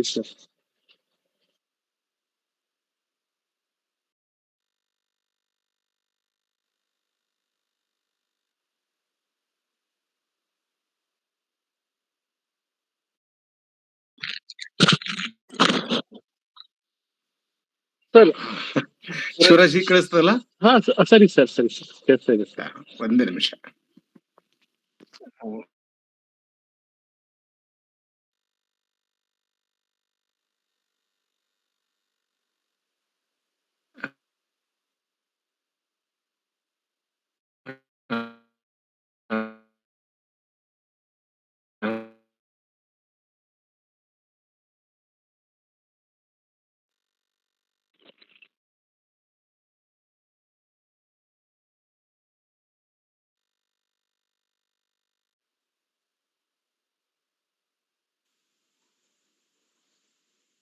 ನೆಟ್ವರ್ಕ್ ಸಮಸ್ಯೆ ಇದೆ ಅಂತ ಕಾಣುತ್ತದೆ. ಶಿವರಾಜ್, ಧ್ವನಿ ಕೇಳಿಸ್ತದಲ್ಲ ಈಗ? ಹಾ ಸರ್. 1 ನಿಮಿಷ, ಅದನ್ನ ಆಫ್ ಮಾಡ್ತೀನಿ. ಅದನ್ನ ಸರ್ ಆಫ್ ಮಾಡಿದ್ದೇನೆ ಸರ್, ನೀವು ಮಾತಾಡಿ ಸರ್. ಓಕೆ. ಇದು ನೋಡಲಿಕ್ಕೆ ಸಣ್ಣ ಕೃತಿ ಅನಿಸ್ಬೋದು, ಸುಮಾರು 85 ಪುಟಗಳ 86 ಪುಟಗಳ ಈ ಕೃತಿ. ಆದ್ರೆ ನಿಜವಾದ ಅರ್ಥದಲ್ಲಿ ರೋಹಿಣಾಕ್ಷ ಅವರು ಕನ್ನಡಿಗರಿಗೆ ಶ್ರೀ ಧರ್ಮಪಾಲ್ ಅವರ ವ್ಯಕ್ತಿತ್ವವನ್ನ ಸರಿಯಾದ ರೀತಿಯಲ್ಲಿ ಕಟ್ಟಿಕೊಟ್ಟಿದ್ದಾರೆ ಮತ್ತು ಪರಿಚಯಿಸಿದ್ದಾರೆ. ಈ ಕೃತಿಯ ಬಗೆಗೆ ಬೆಳ್ಳಿಯವರು ಅನೇಕ ಮಾತುಗಳನ್ನ ಆಡಿದ್ದಾರೆ. ಇಲ್ಲಿ ನಾನು ಕೇವಲ ಒಂದು 2-3 ಮಾತುಗಳನ್ನ ಹೇಳಲಿಕ್ಕೆ ಇಷ್ಟಪಡ್ತೇನೆ. ಮೊದಲನೇದೇನಂತಂದ್ರೆ, ಬ್ರಿಟಿಷರ ಬಗೆಗೆ ಇತ್ತೀಚೆಗೆ ನಮ್ಮ ವಿದ್ವಾಂಸರು, ನಮ್ಮ ಇತಿಹಾಸಕಾರರು ಬಹಳ ಮೆಚ್ಚುಗೆಯ ಮಾತುಗಳನ್ನ ಆಡ್ತಾ ಇರ್ತಾರೆ. ಅಂದ್ರೆ ನವಭಾರತವನ್ನ ಕಟ್ಟಿದವರು, ಮಾಡರ್ನಿಟಿ ತಂದವರು ಬ್ರಿಟಿಷರು ಭಾರತೀಯರಿಗೆ ಅದನ್ನ ಕೊಟ್ರು, ಇದನ್ನ ಕೊಟ್ರು, ಹೀಗೆಲ್ಲ ಮಾತುಗಳನ್ನ ನಾವು ಕೇಳ್ತಾ ಇರ್ತೇವೆ. ನೀವು ಧರ್ಮಪಾಲ್ ಅವರ ಪುಸ್ತಕವನ್ನ ಓದಿದ್ರೆ ಮತ್ತು ಆ ಕಾಲದ ಕೆಲವು ರಾಷ್ಟ್ರ ಪ್ರೇಮಿ, ದೇಶ ಪ್ರೇಮಿ ಇತಿಹಾಸಕಾರರ ಗ್ರಂಥಗಳನ್ನ ಸಂಶೋಧನೆಯನ್ನ ನೀವು ಓದಿದ್ರೆ, ಬ್ರಿಟಿಷರು ಈ ದೇಶದಲ್ಲಿ ಏನೆಲ್ಲ ಮಾಡಿ ಹೋಗಿದ್ದಾರೆ ಎಂಬುದು ನಮ್ಮ ಗಮನಕ್ಕೆ ಬರ್ತದೆ. ಈ ದೇಶಕ್ಕೆ ದೊಡ್ಡ ಹಾನಿಯನ್ನ ಮಾಡಿದವರು ಬ್ರಿಟಿಷರು. ಅವರು ಕೆಲವು ಕಟ್ಟಡಗಳನ್ನ ಮಾಡಿರ್ಬೋದು, ಅಥವಾ ಕೆಲವು ಶಿಕ್ಷಣ ಪದ್ಧತಿಯನ್ನ ತಂದಿರ್ಬೋದು, ಸಾಮಾಜಿಕವಾಗಿ ಮತ್ತು ಶೈಕ್ಷಣಿಕವಾಗಿ ಕೆಲವು ಸುಧಾರಣೆಗಳನ್ನ ತರುವ ಪ್ರಯತ್ನ ಮಾಡಿರ್ಬೋದು. ಆದ್ರೆ ಅವರ ಉದ್ದೇಶ ಭಾರತೀಯ ಸಂಸ್ಕೃತಿಯನ್ನ ಮೇಲೆತ್ತುವುದು, ಭಾರತೀಯರ ಜೀವನ ಮಟ್ಟವನ್ನ ಹೆಚ್ಚಿಸುವುದು, ಅಥವಾ ಭಾರತೀಯರಿಗೆ ತಮ್ಮ ಅಸ್ತಿತ್ವದ ಪರಿಚಯ ಮಾಡಿಸುವುದು ಅವರ ಉದ್ದೇಶ ಆಗಿರ್ಲಿಲ್ಲ. ಅವರು ಶುದ್ಧ ವ್ಯಾಪಾರಿಗಳು, ವ್ಯಾಪಾರಕ್ಕಾಗಿ ಭಾರತಕ್ಕೆ ಬಂದವರು ಮತ್ತು ವ್ಯಾಪಾರ ಮಾಡಿಕೊಂಡು ಹೋದವರು. ವ್ಯಾಪಾರಕ್ಕಾಗಿ ಏನೇನು ಅನುಕೂಲತೆಗಳು ಬೇಕು ಅದನ್ನ ಮಾಡಿಕೊಂಡ್ರು. ಆ ಪ್ರೊಸೆಸ್ ನಲ್ಲಿ ನಮಗೆ ಒಂದಿಷ್ಟು ಒಳ್ಳೆಯದಾಗಿದೆ. ಅದನ್ನ ಬಿಟ್ರೆ ಅವರು ಈ ದೇಶಕ್ಕೆ ಬಹಳ ದೊಡ್ಡ ಹಾನಿಯನ್ನ ಮಾಡಿದ್ದಾರೆ ಮತ್ತು ಈಗಲೂ ಕೂಡ ಅದು ಹಾನಿ ಆಗ್ತಾ ಇದೆ ಬೇರೆ ಬೇರೆ ರೀತಿಯಲ್ಲಿ. ಯಾಕಂದ್ರೆ ನಮ್ಮ ಈ ಬ್ರಿಟಿಷ್ ಗುಲಾಮಗಿರಿ, ಬ್ರಿಟಿಷ್ ದಾಸ್ಯ ಏನಿದೆಯಲ್ಲ, ಅದರಿಂದ ನಾವು ಈಗಲೂ ಮುಕ್ತ ಆಗಿಲ್ಲ. ಯಾಕಂದ್ರೆ ನಮಗೆ ಅವರು ಭಾರತವನ್ನ ಹೇಗೆ ನೀವು ನಿಮ್ಮ ದೇಶವನ್ನ, ನಿಮ್ಮ ಸಂಸ್ಕೃತಿಯನ್ನ, ನಿಮ್ಮ ನಾಗರಿಕತೆಯನ್ನ, ನಿಮ್ಮ ಪರಂಪರೆಯನ್ನ, ನಿಮ್ಮ ಜ್ಞಾನ ಪರಂಪರೆಗಳನ್ನ ಹೇಗೆ ತಿರಸ್ಕಾರ ಮಾಡಬೇಕು, ಹೇಗೆ ಅಲ್ಲಗಳೆಯಬೇಕು, ಹೇಗೆ ತುಚ್ಛೀಕರಿಸಬೇಕು ಎಂಬುದನ್ನು ಅವರು ನಮಗೆ ಚೆನ್ನಾಗಿ ಕಲಿಸಿ ಹೋಗಿದ್ದಾರೆ. ಹೀಗಾಗಿ ಈ ಮೈಂಡ್ ಸೆಟ್ ನಿಂದ, ಈ ಮನಸ್ಥಿತಿಯಿಂದ ಹೊರಗೆ ಬರ್ಲಿಕ್ಕೆ ನಮಗೆ ಸಾಧ್ಯ ಆಗಿಲ್ಲ. ಈಗಲೂ ನಮ್ಮನ್ನು ಆಳುತ್ತಿರುವುದು ಇಂಗ್ಲಿಷ್ ಭಾಷೆ, ಇಂಗ್ಲಿಷ್ ಸಂಸ್ಕೃತಿ ಮತ್ತು ಇಂಗ್ಲಿಷ್ ಮನಸ್ಥಿತಿ. ಈ ಆಫ್ರಿಕನ್ ಲೇಖಕರಿಗೆ, ಆಫ್ರಿಕನ್ ವಿದ್ವಾಂಸರಿಗೆ ಈ ಮನಸ್ಥಿತಿಯಿಂದ ಹೊರಗೆ ಬರ್ಲಿಕ್ಕೆ ಸಾಧ್ಯ ಆಯ್ತು, ಭಾರತೀಯರಿಗೆ ಆಗಿಲ್ಲ. ಹೀಗಾಗಿ ನಾವು ಭಾರತಕ್ಕಾಗಿ ನಾವು ಮತ್ತೆ ಹೋರಾಟ ಮಾಡಬೇಕಾಗಿದೆ. ಭಾರತದ ಅಸ್ತಿತ್ವವನ್ನು ಉಳಿಸಿಕೊಳ್ಳಲಿಕ್ಕೆ ಹೋರಾಟ ಮಾಡಬೇಕಾಗಿದೆ. ಭಾರತದ ನೈತಿಕತೆಯನ್ನ, ಧಾರ್ಮಿಕ ದರ್ಶನಗಳನ್ನ ಉಳಿಸಿಕೊಳ್ಳಲಿಕ್ಕೆ ನಾವು ಹೋರಾಟ ಮಾಡಬೇಕಾಗಿದೆ. ಸೊ ಈ ಹಿನ್ನೆಲೆಯಲ್ಲಿ ಈ ಕೃತಿಯನ್ನ ಓದ್ಬೇಕು ಅಂತ ನನಗೆ ಅನಿಸ್ತು. ಶ್ರೀ ಧರ್ಮಪಾಲ್ ಅವರು ಸಾಕಷ್ಟು ಶ್ರಮವನ್ನ ಪಟ್ಟಿದ್ದಾರೆ, ತ್ಯಾಗವನ್ನ ಮಾಡಿದ್ದಾರೆ. ಬೆಳ್ಳಿಯವರು ಹೇಳಿದಾಗೆ BSc ಓದ್ತಾ ಇದ್ರು ಅವರು ಲಾಹೋರ್ನಲ್ಲಿ. ಓದನ್ನ ಮೊಟಕುಗೊಳಿಸಿ ಅವರು ಸ್ವಾತಂತ್ರ್ಯ ಸಂಗ್ರಾಮದಲ್ಲಿ ಧುಮುಕಿದರು. ಗಾಂಧೀಜಿಯವರ ಅನುಯಾಯಿಗಳಾಗಿದ್ರು. ಗಾಂಧೀಜಿ ಅನೇಕ ಕನಸುಗಳನ್ನ ಸಾಕಾರ ಮಾಡ್ಲಿಕ್ಕೆ ಅವರು ಪ್ರಯತ್ನ ಮಾಡಿದ್ರು. ಆದ್ರೆ ನಾವು ಬ್ರಿಟಿಷರ ಬಗೆಗೆ ಇನ್ನೂ ಸರಿಯಾಗಿ ಅರ್ಥ ಮಾಡ್ಕೊಂಡಿಲ್ಲ ಅನ್ನೋದು ನನ್ನ ಸ್ಪಷ್ಟವಾದಂತ ನಿಲುವು. ನೋಡಿ, ಈಗ ನಾವು ಚರಿತ್ರೆಯನ್ನ ನೋಡುವ ಕ್ರಮ, ನಮ್ಮ ಪರಂಪರೆಯನ್ನ ನೋಡುವ ಕ್ರಮ, ಇದೆಲ್ಲವೂ ಈಗಲೂ ಅದರ ಹಿಂದೆ ಬ್ರಿಟಿಷ್ ಒಂದು ತಾತ್ವಿಕತೆ ಕೆಲಸ ಮಾಡ್ತಾ ಇರ್ತದೆ.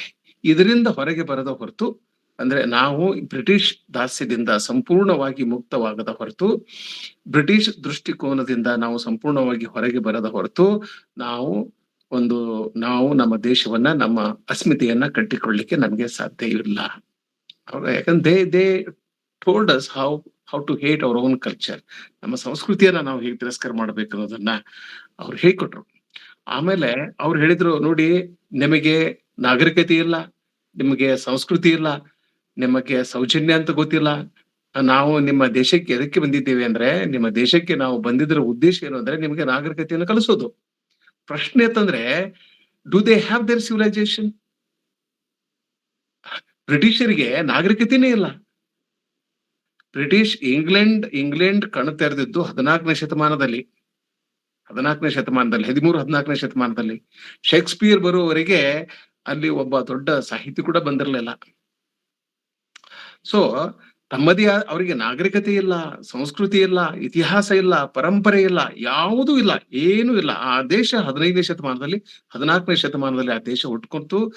200 ವರ್ಷಗಳಲ್ಲಿ ಅದು ದೊಡ್ಡ ಮಟ್ಟದಲ್ಲಿ ಬೆಳೆದು ಬಂತು, ರಾಜಕೀಯವಾಗಿ ಬೆಳೆದು ಬಂತು, ಕುತಂತ್ರದಿಂದ ಬೆಳೆದು ಬಂತು. ಆಮೇಲೆ 16ನೇ ಶತಮಾನದಲ್ಲಿ ಎಲಿಜಾಬೆತ್ ರಾಣಿ ಬಂದು, ಆಮೇಲೆ ಅದೇ ಹೊತ್ತಿಗೆ ಇಲ್ಲಿ ಈಸ್ಟ್ ಇಂಡಿಯಾ ಕಂಪನಿ ಶುರು ಆಯ್ತು. ಆಮೇಲೆ 400 ವರ್ಷಗಳ ಕಾಲ ಭಾರತವನ್ನ ಸಿಸ್ಟಮೆಟಿಕ್ ಆಗಿ ವ್ಯವಸ್ಥಿತವಾಗಿ ಲೂಟಿಯನ್ನು ಮಾಡಿದ್ರು. ನಮ್ಮ ಸಂಪತ್ತು, ಭಾರತದ ಸಂಪತ್ತು ಹೆಚ್ಚು ಹೋದದ್ದು ಆ ಕಾಲದಲ್ಲಿ ಘಜ್ನಿ ಮೊಹಮ್ಮದ್ ದಾಳಿ ಆದಾಗ ಏನು ಹೊರಗಡೆ ಸಂಪತ್ತು ಹೋಯ್ತಲ್ಲ, ಅದಾದ್ಮೇಲೆ ಭಾರತದ ಸಂಪತ್ತು ಹೋದದ್ದು ಇಂಗ್ಲೆಂಡಿಗೆ ಅಥವಾ ಅನೇಕ ಐರೋಪ್ಯದ ದೇಶಗಳಿಗೆ. ಸೊ ಇದನ್ನೆಲ್ಲ ನಾವು ನೆನ್ಪಿಟ್ಟಿವಲ್ಲ. ನಮ್ಮಂತ ಮೂರ್ಖರು ಯಾರಿದ್ದಾರೆ ಈ ಜಗತ್ತಿನಲ್ಲಿ? 5,000 ವರ್ಷಗಳ ಇತಿಹಾಸ ಇರತಕ್ಕಂತ ಈ ದೇಶ, ಜೀವಂತ ನಾಗರಿಕತೆಯನ್ನ ಹೊಂದಿರುವ ಈ ದೇಶ, ಸಾವಿರಾರು ಋಷಿಗಳನ್ನ, ಮುನಿಗಳನ್ನ, ಸಂತರನ್ನ, ಶರಣರನ್ನ ಹೊಂದಿದಂತ ಈ ದೇಶ, ಯಾವುದ್ರಲ್ಲಿ ಈ ದೇಶದಲ್ಲಿ ಕೊರತೆ ಇತ್ತು, ನಮ್ಮಲ್ಲಿ ಕೊರತೆ ಇತ್ತು? ನಾನು ಕೇವಲ ಧಾರ್ಮಿಕವಾಗಿ ಮತ್ತು ಆಧ್ಯಾತ್ಮಿಕವಾಗಿ ಹೇಳೋದಿಲ್ಲ, ಅಲ್ಲಂತರೂ ಸರಿನೇ ಸರಿ. ವೈಜ್ಞಾನಿಕವಾಗಿ, ತಂತ್ರಜ್ಞಾನದ ದೃಷ್ಟಿಯಿಂದ, ಪ್ರತಿಯೊಂದು ಕ್ಷೇತ್ರದಲ್ಲೂ ಕೂಡ ಭಾರತೀಯರು ಬಹಳ ದೊಡ್ಡ ಪ್ರಮಾಣದ ಸಾಧನೆಯನ್ನ ಮಾಡಿದ್ರು, ಶಕ್ತಿಯನ್ನ ಪಡೆದುಕೊಂಡಿದ್ರು. ಸೊ ಇದು ನಮ್ಮ ಒಂದು ವಿಸ್ಮೃತಿಗೆ ಒಳಗಾಗುವ ಹಾಗೆ ಅವ್ರು ಮಾಡಿದ್ರು. ಅಮೆನ್ಸಿಯಾ ಅಂತಂತಾರಲ್ಲ, ಒಂದು ವಿಸ್ಮೃತಿಗೆ ಒಳಗಾಗುವ ಹಾಗೆ ಅವ್ರು ಮಾಡಿದ್ರು. ನಾವು ಈಗಲೂ ಕೂಡ ವಿಸ್ಮೃತಿಯಲ್ಲಿದ್ದೇವೆ, ಭ್ರಮೆಯಲ್ಲಿದ್ದೇವೆ, ಮತ್ತು ನಮ್ಮ ಬಗೆಗೆ ನಮ್ಮ ಎಚ್ಚರಿಕೆಯನ್ನ, ವಿವೇಕವನ್ನ ಕಳೆದುಕೊಂಡಿದ್ದೇವೆ. ಸೊ ಹೀಗಾಗಿ ಶ್ರೀ ಧರ್ಮಪಾಲ್ ಅವರ ಈ ಕೃತಿ ನಮ್ಮಲ್ಲಿ ಇಂಥ ಒಂದು ಎಚ್ಚರವನ್ನ ಮೂಡಿಸ್ತದೆ. ನಮ್ಮ ಭವ್ಯವಾದ ಚರಿತ್ರೆಯನ್ನ, ಇತಿಹಾಸವನ್ನ ಮತ್ತು ಅದರ ನಮ್ಮ ಕಣ್ಮುಂದೆ ಕಟ್ತದೆ. ಈ ಕಾರಣಕ್ಕಾಗಿ ಈ ಕೃತಿ ಬಹಳ ಮಹತ್ವದ್ದು ಅಂತ ನನಗೆ ಅನಿಸ್ತದೆ. ಅಂದ್ರೆ ಭಾರತದ ಬಗೆಗಿನ ಕೀಳರಿಮೆ ಮತ್ತು ಇಂಗ್ಲಿಷರ ಶ್ರೇಷ್ಠತೆಯ ಬಗೆಗಿನ ಭ್ರಮೆ ಎರಡನ್ನೂ ಧರ್ಮಪಾಲರು ಒಡೆದು ಹಾಕಿದ್ರು. ಈ ಕೃತಿ ಆ ನಿಟ್ಟಿನಲ್ಲಿ ಬಹಳ ಒಳ್ಳೆಯ ಕೆಲಸವನ್ನ ಮಾಡಿದೆ. ವಸಾಹತುಶಾಹಿಯ ಟೊಳ್ಳತನವನ್ನ ಒಡೆದು ಹಾಕುವ ಕೆಲಸವನ್ನ ಧರ್ಮಪಾಲ್ ಅವರು ಮಾಡಿದ್ರು. ಆಮೇಲೆ ಬ್ರಿಟಿಷ್ ಪೂರ್ವದ ಭಾರತ ಬಹಳ ಅದ್ಭುತವಾಗಿತ್ತು. ಆ 400 ವರ್ಷಗಳು ಏನಿದಾವಲ್ಲ, ಅದು ನಮ್ಮ ದೇಶವನ್ನ ಸಂಪೂರ್ಣವಾಗಿ ಸರ್ವನಾಶದ ಒಂದು ಅಂಚಿಗೆ ತಂದು ನಿಲ್ಲಿಸಿದವು. ಆಮೇಲೆ ಬ್ರಿಟಿಷರಿಗೆ ಈ ನಾನ್ ಕ್ರಿಶ್ಚಿಯನ್ ಧರ್ಮಗಳಲ್ಲಿ ಅಥವಾ ಸಿವಿಲೈಸೇಷನ್ಗಳಲ್ಲಿ ನಂಬಿಕೆ ಆಗ್ಲೂ ಇರಲಿಲ್ಲ, ಈಗಲೂ ಇಲ್ಲ. ಸೊ ಹೀಗಾಗಿ ಈಗ ನಮ್ಮ ಮುಂದಿರ್ತಕ್ಕಂಥ ಪ್ರಶ್ನೆಗಳೇನಂದ್ರೆ, ಈ ಬ್ರಿಟಿಷ್ ದಾಸ್ಯದಿಂದ, ಬ್ರಿಟಿಷ್ ಬೌದ್ಧಿಕ ಗುಲಾಮಗಿರಿಯಿಂದ ಹೇಗೆ ನಾವು ಬಿಡುಗಡೆ ಹೊಂದಬೇಕು ಅನ್ನೋದು ಒಂದು ಪ್ರಶ್ನೆ. ಮತ್ತು ಹೇಗೆ ನಾವು ನಮ್ಮ ಸಂಸ್ಕೃತಿಯನ್ನ, ಪರಂಪರೆಯನ್ನ, ನಮ್ಮ ಇತಿಹಾಸವನ್ನ, ನಮ್ಮ ಪೂರ್ವಜರನ್ನ ಗೌರವದಿಂದ ಕಾಣಬೇಕು ಎನ್ನುವುದು ಎರಡನೇ ಪ್ರಶ್ನೆ. ಈಗ ನೋಡ್ರಿ, ರಾಷ್ಟ್ರೀಯ ಶಿಕ್ಷಣ ನೀತಿಯನ್ನ ನಮ್ಮ ಅನೇಕ ರಾಜ್ಯಗಳು ತಿರಸ್ಕಾರ ಮಾಡಿದ್ವು. ಯಾಕಂದ್ರೆ ರಾಷ್ಟ್ರೀಯ ಶಿಕ್ಷಣ ನೀತಿಯಲ್ಲಿ ಭಾರತತ್ವಕ್ಕೆ ಒಂದು ಹೆಚ್ಚಿನ ಒತ್ತು ಇದೆ. ಸೊ ನಮಗೆ ನಮ್ಮ ದೇಶದ ಬಗ್ಗೆ ಒಂದು ರೀತಿಯ ಕೀಳರಿಮೆ ಇದೆ, ಏನೇನೋ ಸಮಸ್ಯೆಗಳಿವೆ. ಅಂದ್ರೆ ನಮ್ಮ ಮನಸ್ಥಿತಿ ಸರಿಯಾಗಿಲ್ಲ ಅಂತ. ಸೊ ನಾವು ಮೊದಲು ನಮ್ಮ ಮನಸ್ಥಿತಿಯನ್ನ ಸರಿಯಾಗಿ ಇಟ್ಕೊಳ್ಬೇಕು. ನಮ್ಮ ವಿವೇಕ ತನ್ನ ಕಣ್ಣು ಮುಚ್ಚದ ಹಾಗೆ ಎಚ್ಚರ ವಹಿಸ್ಬೇಕು. ಹೀಗೆ ನಮ್ಮ ಜ್ಞಾನ ಪರಂಪರೆ, ನಮ್ಮ ಸಾಹಿತ್ಯ ಮತ್ತು ಸಾಂಸ್ಕೃತಿಕ ಪರಂಪರೆಯಲ್ಲಿ ಕೇವಲ ಕೆಟಕುಗಳು ಮಾತ್ರ ಇವೆ ಅಂತಕ್ಕಂಥ ಭ್ರಮೆಯಿಂದ ಕೂಡ ನಾವು ಹೊರಗೆ ಬರಬೇಕು. ಸ್ನೇಹಿತರೆ, ಈ ಶ್ರೀ ಧರ್ಮಪಾಲ್ ಅವರ ಕೃತಿಯನ್ನ, ಅವರ ಸಾಧನೆಯನ್ನ, ಸಂಶೋಧನೆಯನ್ನ, ಅವರ ದೇಶ ಪ್ರೇಮವನ್ನ ಓದುವುದರ ಮೂಲಕ ನಾವು ನಮ್ಮಲ್ಲಿ ಒಂದು ದೊಡ್ಡ ಮಟ್ಟದ ದೇಶ ಪ್ರೇಮವನ್ನ ಬೆಳೆಸ್ಕೊಳ್ಬೇಕು. ದೇಶ ಪ್ರೇಮ ಅಂತಂದ್ರೆ ದೇಶವನ್ನ ಪ್ರೀತಿಸುವುದು, ಇಡಿಯಾಗಿ ದೇಶವನ್ನ ಪ್ರೀತಿಸುವುದು. ಸೊ ಈ ದೇಶ ಪ್ರೇಮ, ದೇಶಭಕ್ತಿ ಇರದೇ ಹೋದರೆ ನಾವು ಒಂದು ಸದೃಢವಾದ, ಸುಸ್ಥಿರವಾದ ದೇಶವನ್ನ ಕಟ್ಟಲಿಕ್ಕೆ ಸಾಧ್ಯ ಇಲ್ಲ. ಹೀಗಾಗಿ ಈ ದೇಶದಲ್ಲಿ ವಾಸಿಸುವ ನಾವೆಲ್ಲರೂ ಒಟ್ಟಾಗಿ ಕುಳಿತು ಇಂಥ ಒಂದು ಧನಾತ್ಮಕವಾದ ಸಂಗತಿಗಳನ್ನ ನಮ್ಮ ಮನಸ್ಸಿನಲ್ಲಿ ಬೆಳೆಸಬೇಕು ಅಂತಕ್ಕಂಥ ಮಾತನ್ನ ಈ ಸಂದರ್ಭದಲ್ಲಿ ಹೇಳ್ತೇನೆ. ಇಷ್ಟು ಮಾತುಗಳು ಈ ಸಂದರ್ಭದಲ್ಲಿ ಸಾಕು. ಎಲ್ಲರಿಗೂ ನಮಸ್ಕಾರ.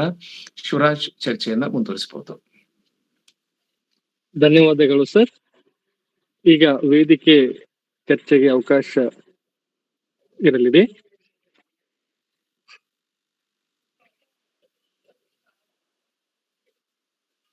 ಆಸಕ್ತರು ನೇರವಾಗಿ ಉಪನ್ಯಾಸಕರೊಂದಿಗೆ ಅಥವಾ ಕೃತಿಕಾರರೊಂದಿಗೆ ಚರ್ಚೆಯಲ್ಲಿ ಭಾಗವಹಿಸಬಹುದು.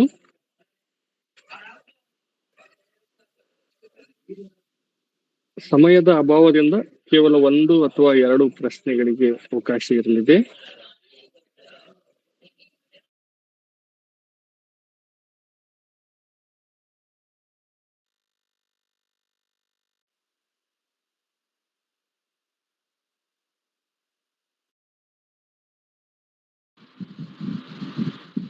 ಹಲೋ ಸರ್, ಮಾತಾಡಿ ಸರ್. ನಮಸ್ಕಾರ. ಡಾಕ್ಟರ್ ಶಿವಕುಮಾರ್ ಅವ್ರಿಗೆ ನಾನು ಕುಲಕರ್ಣಿ ಮಾತಾಡೋದು.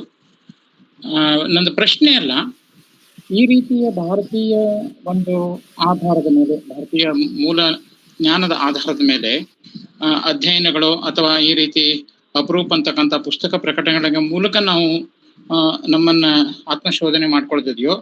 ಈಗ ಒಂದು ಆಡ್ ಮಾತಿದೆ ನೋಡಿ, ತಲೆಗೆ ನೀರು ಹಾಕಿದ್ರೆ ಪಾದಕ್ಕೆ ಬರ್ತದೆ ಅಂತ ಅನ್ಕೊಂಡು. ಹಾಗೆ ಈ ರೀತಿಯ ತುಲನಾತ್ಮಕ ಅಧ್ಯಯನದ ಆಡ್ ಆನ್ ಕೋರ್ಸ್ಗಳನ್ನ PG ಲೆವೆಲ್ನಲ್ಲೋ ಅಥವಾ ಡಿಗ್ರಿ ಲೆವೆಲ್ನಲ್ಲೋ ಮಾಡ್ಲಿಕ್ಕೆ ಸಾಧ್ಯ ಆತಪ್ಪ ಅಂತಂದ್ರೆ ಅದರ ಬಗ್ಗೆ ಸಹಜವಾಗಿನೇ ಒಂದು ಟೀಮ್ ತಯಾರಾಗಬಹುದು ಅನ್ನೋದು ಒಂದು. ಏನೊಳಗೆ ಅಂದ್ರೆ ಭಾರತೀಯ ಮೂಲ ತಾತ್ವಿಕ ನೆಲೆಯ ಹಿನ್ನೆಲೆ ಒಳಗೆ ಭಾರತದ ಅಸ್ಮಿತೆ ಸ್ವಾತಂತ್ರ್ಯ ಪೂರ್ವದಲ್ಲಿ, ಬ್ರಿಟಿಷರ ಪೂರ್ವದಲ್ಲಿ ಹೇಗಿತ್ತು ಅಂತ ಅನ್ಕೊಂಡು ರಾಮಕೃಷ್ಣ ಪರಮಹಂಸರ ಜನ್ಮ ಶತಾಬ್ದಿ ನಿಮಿತ್ತವಾಗಿ ಕಲ್ಚರಲ್ ಹೆರಿಟೇಜ್ ಆಫ್ ಇಂಡಿಯಾ ಅಂತ ಅನ್ಕೊಂಡು 6 ಸಂಪುಟಗಳು ಬಂದಿದೆ. ಅದರ ಯಾವುದನ್ನ ಧರ್ಮಪಾಲರು ಅಲ್ಲಿ ಅಂದ್ರೆ ಅವರು ಗ್ರೌಂಡ್ ರಿಯಾಲಿಟಿ ಬಗ್ಗೆ ಬರೆದ್ರು. ಅದರ ಪೂರ್ತವಾಗಿ ಇತಿಹಾಸದಲ್ಲಿ ಇರ್ತಕ್ಕಂಥ ಅಥವಾ ಭಾರತದ ಪರಂಪರೆಯಲ್ಲಿ ಇದ್ದಂಥದ್ದನ್ನು ಕಲ್ಚರಲ್ ಹೆರಿಟೇಜ್ ಆಫ್ ಇಂಡಿಯಾ ಗ್ರಂಥಗಳು ಎಲ್ಲವನ್ನೂ 6 ಸಂಪುಟಗಳೊಳಗೆ 3-4 ಸಂಪುಟ ಕನ್ನಡಕ್ಕಾಗಿದೆ ಅಂತ ಕೇಳಿದ್ದೇನೆ ನಾನು. ಹೀಗಾಗಿ ಇದೇ ರೀತಿಯಾಗಿ ರಾಜೀವ್ ದೀಕ್ಷಿತ್ ಆಯ್ತ ಒಂದು ಅಪರೂಪವಾದಂತ ಒಂದು ದಾಖಲೆ ಕೊಟ್ಟಿದ್ದಾರೆ. ನಾವು ಮೆಕಾಲೆನ್ ಬೈತೇವೆ, ಆದ್ರೆ ಮೆಕಾಲೆಕ್ಕಿಂತ ಮೇಲೊಬ್ಬ ಆಫೀಸರ್ ಇದ್ದ ಆಡಮ್ ಸ್ಮಿತ್ ಅಂತ ಅನ್ಕೊಂಡು 3425 ಪುಟಗಳ ಒಂದು ವರದಿಯ ಕಾಪಿಯನ್ನು ಅವ್ರು ತಗೊಳ್ತಾರೆ. ಭಾರತದ ಶಿಕ್ಷಣ ಪದ್ಧತಿ ಹೇಗಿತ್ತು ಅಂತ ಅನ್ನೋದನ್ನ, ಅಂದ್ರೆ ಪೂರ್ವದಲ್ಲಿ ಹೇಗಿತ್ತು, ಅದನ್ನ ಹೇಗೆ ನಾವು ಡಿವಿಯೇಷನ್ ಮಾಡ್ಬೇಕು ಅಂತಂದು. ಈಗ ಘಟನೆ ನಡೆದು ಹೋಗ್ಬಿಟ್ಟಿದೆ, ಆಲ್ರೆಡಿ ನಡೆದು ಹೋಗಿದೆ. ಅದನ್ನ ನಾವು ಅದನ್ನ ನಮ್ಮ ಅಟಿಟ್ಯೂಡ್ ಅನ್ನು ಚೇಂಜ್ ಮಾಡ್ಕೊಳ್ಬೇಕು ಅಂತಂದ್ರೆ, ಅಥವಾ ಅದ್ರ ಬಗ್ಗೆ ಒಂದು ಚಳವಳಿ ಟೈಪು ಅಥವಾ ಅದ್ರ ಬಗ್ಗೆ ಒಂದು ಟೀಮ್ ಬೇಕು ಅಂತಂದ್ರೆ ಆಡ್ ಆನ್ ಕೋರ್ಸ್ ಗಳನ್ನ ಮಾಡ್ಲಿಕ್ಕೆ ಸಾಧ್ಯತೆ. ನಾವು ಪರಿಹಾರದ ಬಗ್ಗೆ ಯೋಚನೆ ಮಾಡುವ, ಅದರ ಪರಿಹಾರ ಹೇಗ್ ನಾವು ಮಾಡ್ಬೇಕು ಈ ರೀತಿಯಾಗಿ ಅದನ್ನ ಒಂದು ಶಿರ್ಲಾಲ್ ಅವ್ರು ಬರೆದದ್ದು ಒಂದು ಪ್ರವೇಶಿಕೆ ಅಂತ ಅನ್ನೋದು ಸೂಕ್ತವಾಗಿನೇ ಇದೆ. ಆ ಪ್ರವೇಶಿಕೆಯನ್ನು ಮತ್ತೆ ಈ ರೀತಿಯಾಗಿ ಸಾರ್ವತ್ರಿಕರಣಗೊಳಿಸಿಕೊಂಡು ಮತ್ತೆ ಯಾವುದು ಬೇರುಗಳು ಮರ್ತು ಹೋಗಿದೆಯೋ ಅದನ್ನು ರೀಲಿಂಕ್ ಮಾಡ್ಕೊಳಿಕ್ಕೆ ಸಾಧ್ಯ ಆಗ್ತದೆಯೋ, ಈ ರೀತಿಯಾದಂತ ಒಂದು ಯೋಚನೆ ನ್ಯಾಷನಲ್ ಎಜುಕೇಶನ್ ಪಾಲಿಸಿ ಒಳಗೆ ಇದೆ. ಅದನ್ನ ಇಂಪ್ಲಿಮೆಂಟ್ ಮಾಡ್ಲಿಕ್ಕೆ ಏನಾದ್ರೂ ಅಡೆತಡೆಗಳಿವೆಯೋ ಅಂತ ನನ್ನ ಪ್ರಶ್ನೆ. ನಮಸ್ಕಾರ. ನಮಸ್ತೆ ಕುಲಕರ್ಣಿ ಸರ್ ಅವರೇ, ಖಂಡಿತ ಇದು ಒಳ್ಳೆಯ ಸಲಹೆನೆ. ಖಂಡಿತ ಮಾಡಬಹುದಾಗಿದೆ, ಆಡ್ ಆನ್ ಕೋರ್ಸ್ ಗಳನ್ನ ಮಾಡಬಹುದಾಗಿದೆ. ಈಗಾಗಲೇ ಕೆಲವು ಹಂತಗಳಲ್ಲಿ ಅಂದ್ರೆ ನೇರವಾಗಿ ಶ್ರೀ ಧರ್ಮಪಾಲ್ ಅವರ ಕೆಲಸಗಳ ಬಗ್ಗೆ ಕೋರ್ಸ್ ಗಳನ್ನ ಬಹುಶಃ ಇಲ್ಲ ಅಂತ ಅನ್ಕೊಳ್ತೇನೆ. ಬಟ್ ಇದು ಖಂಡಿತ ಮಾಡಲಿಕ್ಕೆ ಸಾಧ್ಯತೆಗಳಿದೆ. ಸರ್ ಅವರು ಕೂಡ ಹೇಳ್ಬೋದೇನೋ, ರಘುನಾಕ್ಷ ಸರ್ ಕೂಡ ಇದಕ್ಕೆ ಸೇರಿಸಬಹುದೇನೋ ಮಾನಸ ಉತ್ತರಗಳನ್ನ. ಖಂಡಿತ ಮಾಡಬಹುದಾಗಿದೆ, ಇದು ಒಳ್ಳೆಯ ಅಂಶನೇ, ಮಾಡಬಹುದು. ಯಾಕಂದ್ರೆ ಭಾಷಾ ವಿಷಯ ಶಂಭಾ ಜೋಶಿ ಅವರು ಪ್ರಯತ್ನ ಪಟ್ಟು ತಮ್ಮದೇ ಆದಂತ ಒಂದು ಭಾಷೆಯನ್ನೊಳಗೆ ಸಾಂಸ್ಕೃತಿಕ ವಿನ್ಯಾಸ ಹೇಗೆ ಬದಲಾವಣೆ ಆಗ್ತದೆ ಅನ್ನೋದನ್ನ ದಾಖಲೆ ಮಾಡಿದ್ದಿದೆ. ಅದು ಶಂಭಾ ಜೋಶಿ ಅಧ್ಯಯನ ಹೇಗೆ ನಡೆದ ಅನ್ನೋದ್ರ ಬಗ್ಗೆ ನಾನೇನು ಕಮೆಂಟ್ ಮಾಡ್ಲಿಕ್ಕೆ ಹೋಗೋದಿಲ್ಲ. ನಮಗೆ ಅಲ್ಲಲ್ಲೇ ಉದಾಹರಣೆಗಳಿವೆ. ನಾವಂದ್ರೆ ನಮ್ದು ಅಧ್ಯಾತ್ಮ ಅದು ನಮ್ದು ಧರ್ಮ ಅನ್ನೋದಕ್ಕಿಂತ ಹೆಚ್ಚಿಗೆ spirituality itself is the identity of our nation. Spirituality ಮತ್ತು ಧರ್ಮಕ್ಕೂ ಬಹಳಷ್ಟು ವ್ಯತ್ಯಾಸ ಉಂಟು. ಹೀಗಾಗಿ ಸ್ಪಿರಿಚುವಾಲಿಟಿನೇ ನಮ್ಮ ದೇಶದ, ನಮ್ಮ ರಾಷ್ಟ್ರದ ಅಥವಾ ನಮ್ಮ ದೇಶದ, ನಮ್ಮ ರಾಜ್ಯದ what ever it may be ಆ ಅಸ್ಮಿತೆಯ ಹಿನ್ನೆಲೆಯೊಳಗೆ ರೂಪುಗೊಂಡಂತ ಇಂಥ ಕೃತಿಗಳು ಅಲ್ಲಲ್ಲೇ ಇವೆ. ಅದರದ್ದು ಒಂದು ಚೌಕಟ್ಟಿನೊಳಗೆ ಅಥವಾ ಅಧ್ಯಯನ ಮತ್ತು ಅಧ್ಯಾಪನ ಹಂತದಿಂದ ದೂರ ಇದೆ. ಯಾರೋ ತಮ್ಮ ವೈಯಕ್ತಿಕ ಧರ್ಮಪಾಲ್ ಇರ್ಬೋದು, ಮತ್ತೊಬ್ಬರು ಇರ್ಬೋದು, ರಾಜೀವ್ ದೀಕ್ಷಿತ್ ಇರ್ಬೋದು, ವೈಯಕ್ತಿಕ ಒಂದು ಇದ್ರೊಳಗೇನೆ ಕುತೂಹಲದಿಂದ ಮುಂದೆ ಹೋಗ್ಕೊಂಡು ಅಲ್ಲಲ್ಲೇ ಪಳೆಯುಳಿಕೆಯಾಗಿ ಉಳಿತಾ ಇದೇನೋ ಅಂತ ಹೆದರಿಕೆ ಬರ್ತಾ ಇದೆ ನನ್ಗೆ, ಅದಕ್ಕೆ ಕೇಳಿದ್ದು. ನಿಜ ನಿಜ, ಅದು ಖಂಡಿತ ಮಾಡಬಹುದಾಗಿ ನಿಜಕ್ಕೂ. ಧನ್ಯವಾದ, ಕರೆಕ್ಟ್ ಆಗಿದೆ ನಿಮ್ಮ. ನಮಸ್ಕಾರ. ನಮಸ್ಕಾರ. ಧನ್ಯವಾದಗಳು ಸರ್.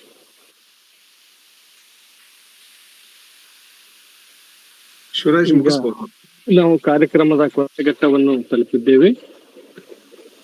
ನಮ್ಮ ಒಂದು ಕರೆಯನ್ನು ಮನ್ನಿಸಿ ಒಂದು ಅರ್ಥಪೂರ್ಣ ಉಪನ್ಯಾಸ ಕಾರ್ಯಕ್ರಮದಲ್ಲಿ ಭಾಗವಹಿಸಿ ತಮ್ಮ ಅತ್ಯಮೂಲ್ಯ ಒಳನೋಟಗಳನ್ನು ಹಂಚಿಕೊಂಡಿರುವ ಡಾಕ್ಟರ್ ಶಿವಕುಮಾರ್ ಬೆಳ್ಳಿ, ಸಹ ಪ್ರಾಧ್ಯಾಪಕರು, ವ್ಯವಹಾರ ಅಧ್ಯಯನ ವಿಭಾಗ, ಕರ್ನಾಟಕ ಕೇಂದ್ರೀಯ ವಿಶ್ವವಿದ್ಯಾಲಯ ಕಲಬುರಗಿ, ಇವರಿಗೆ ತುಂಬು ಹೃದಯದ ವಂದನೆಗಳು.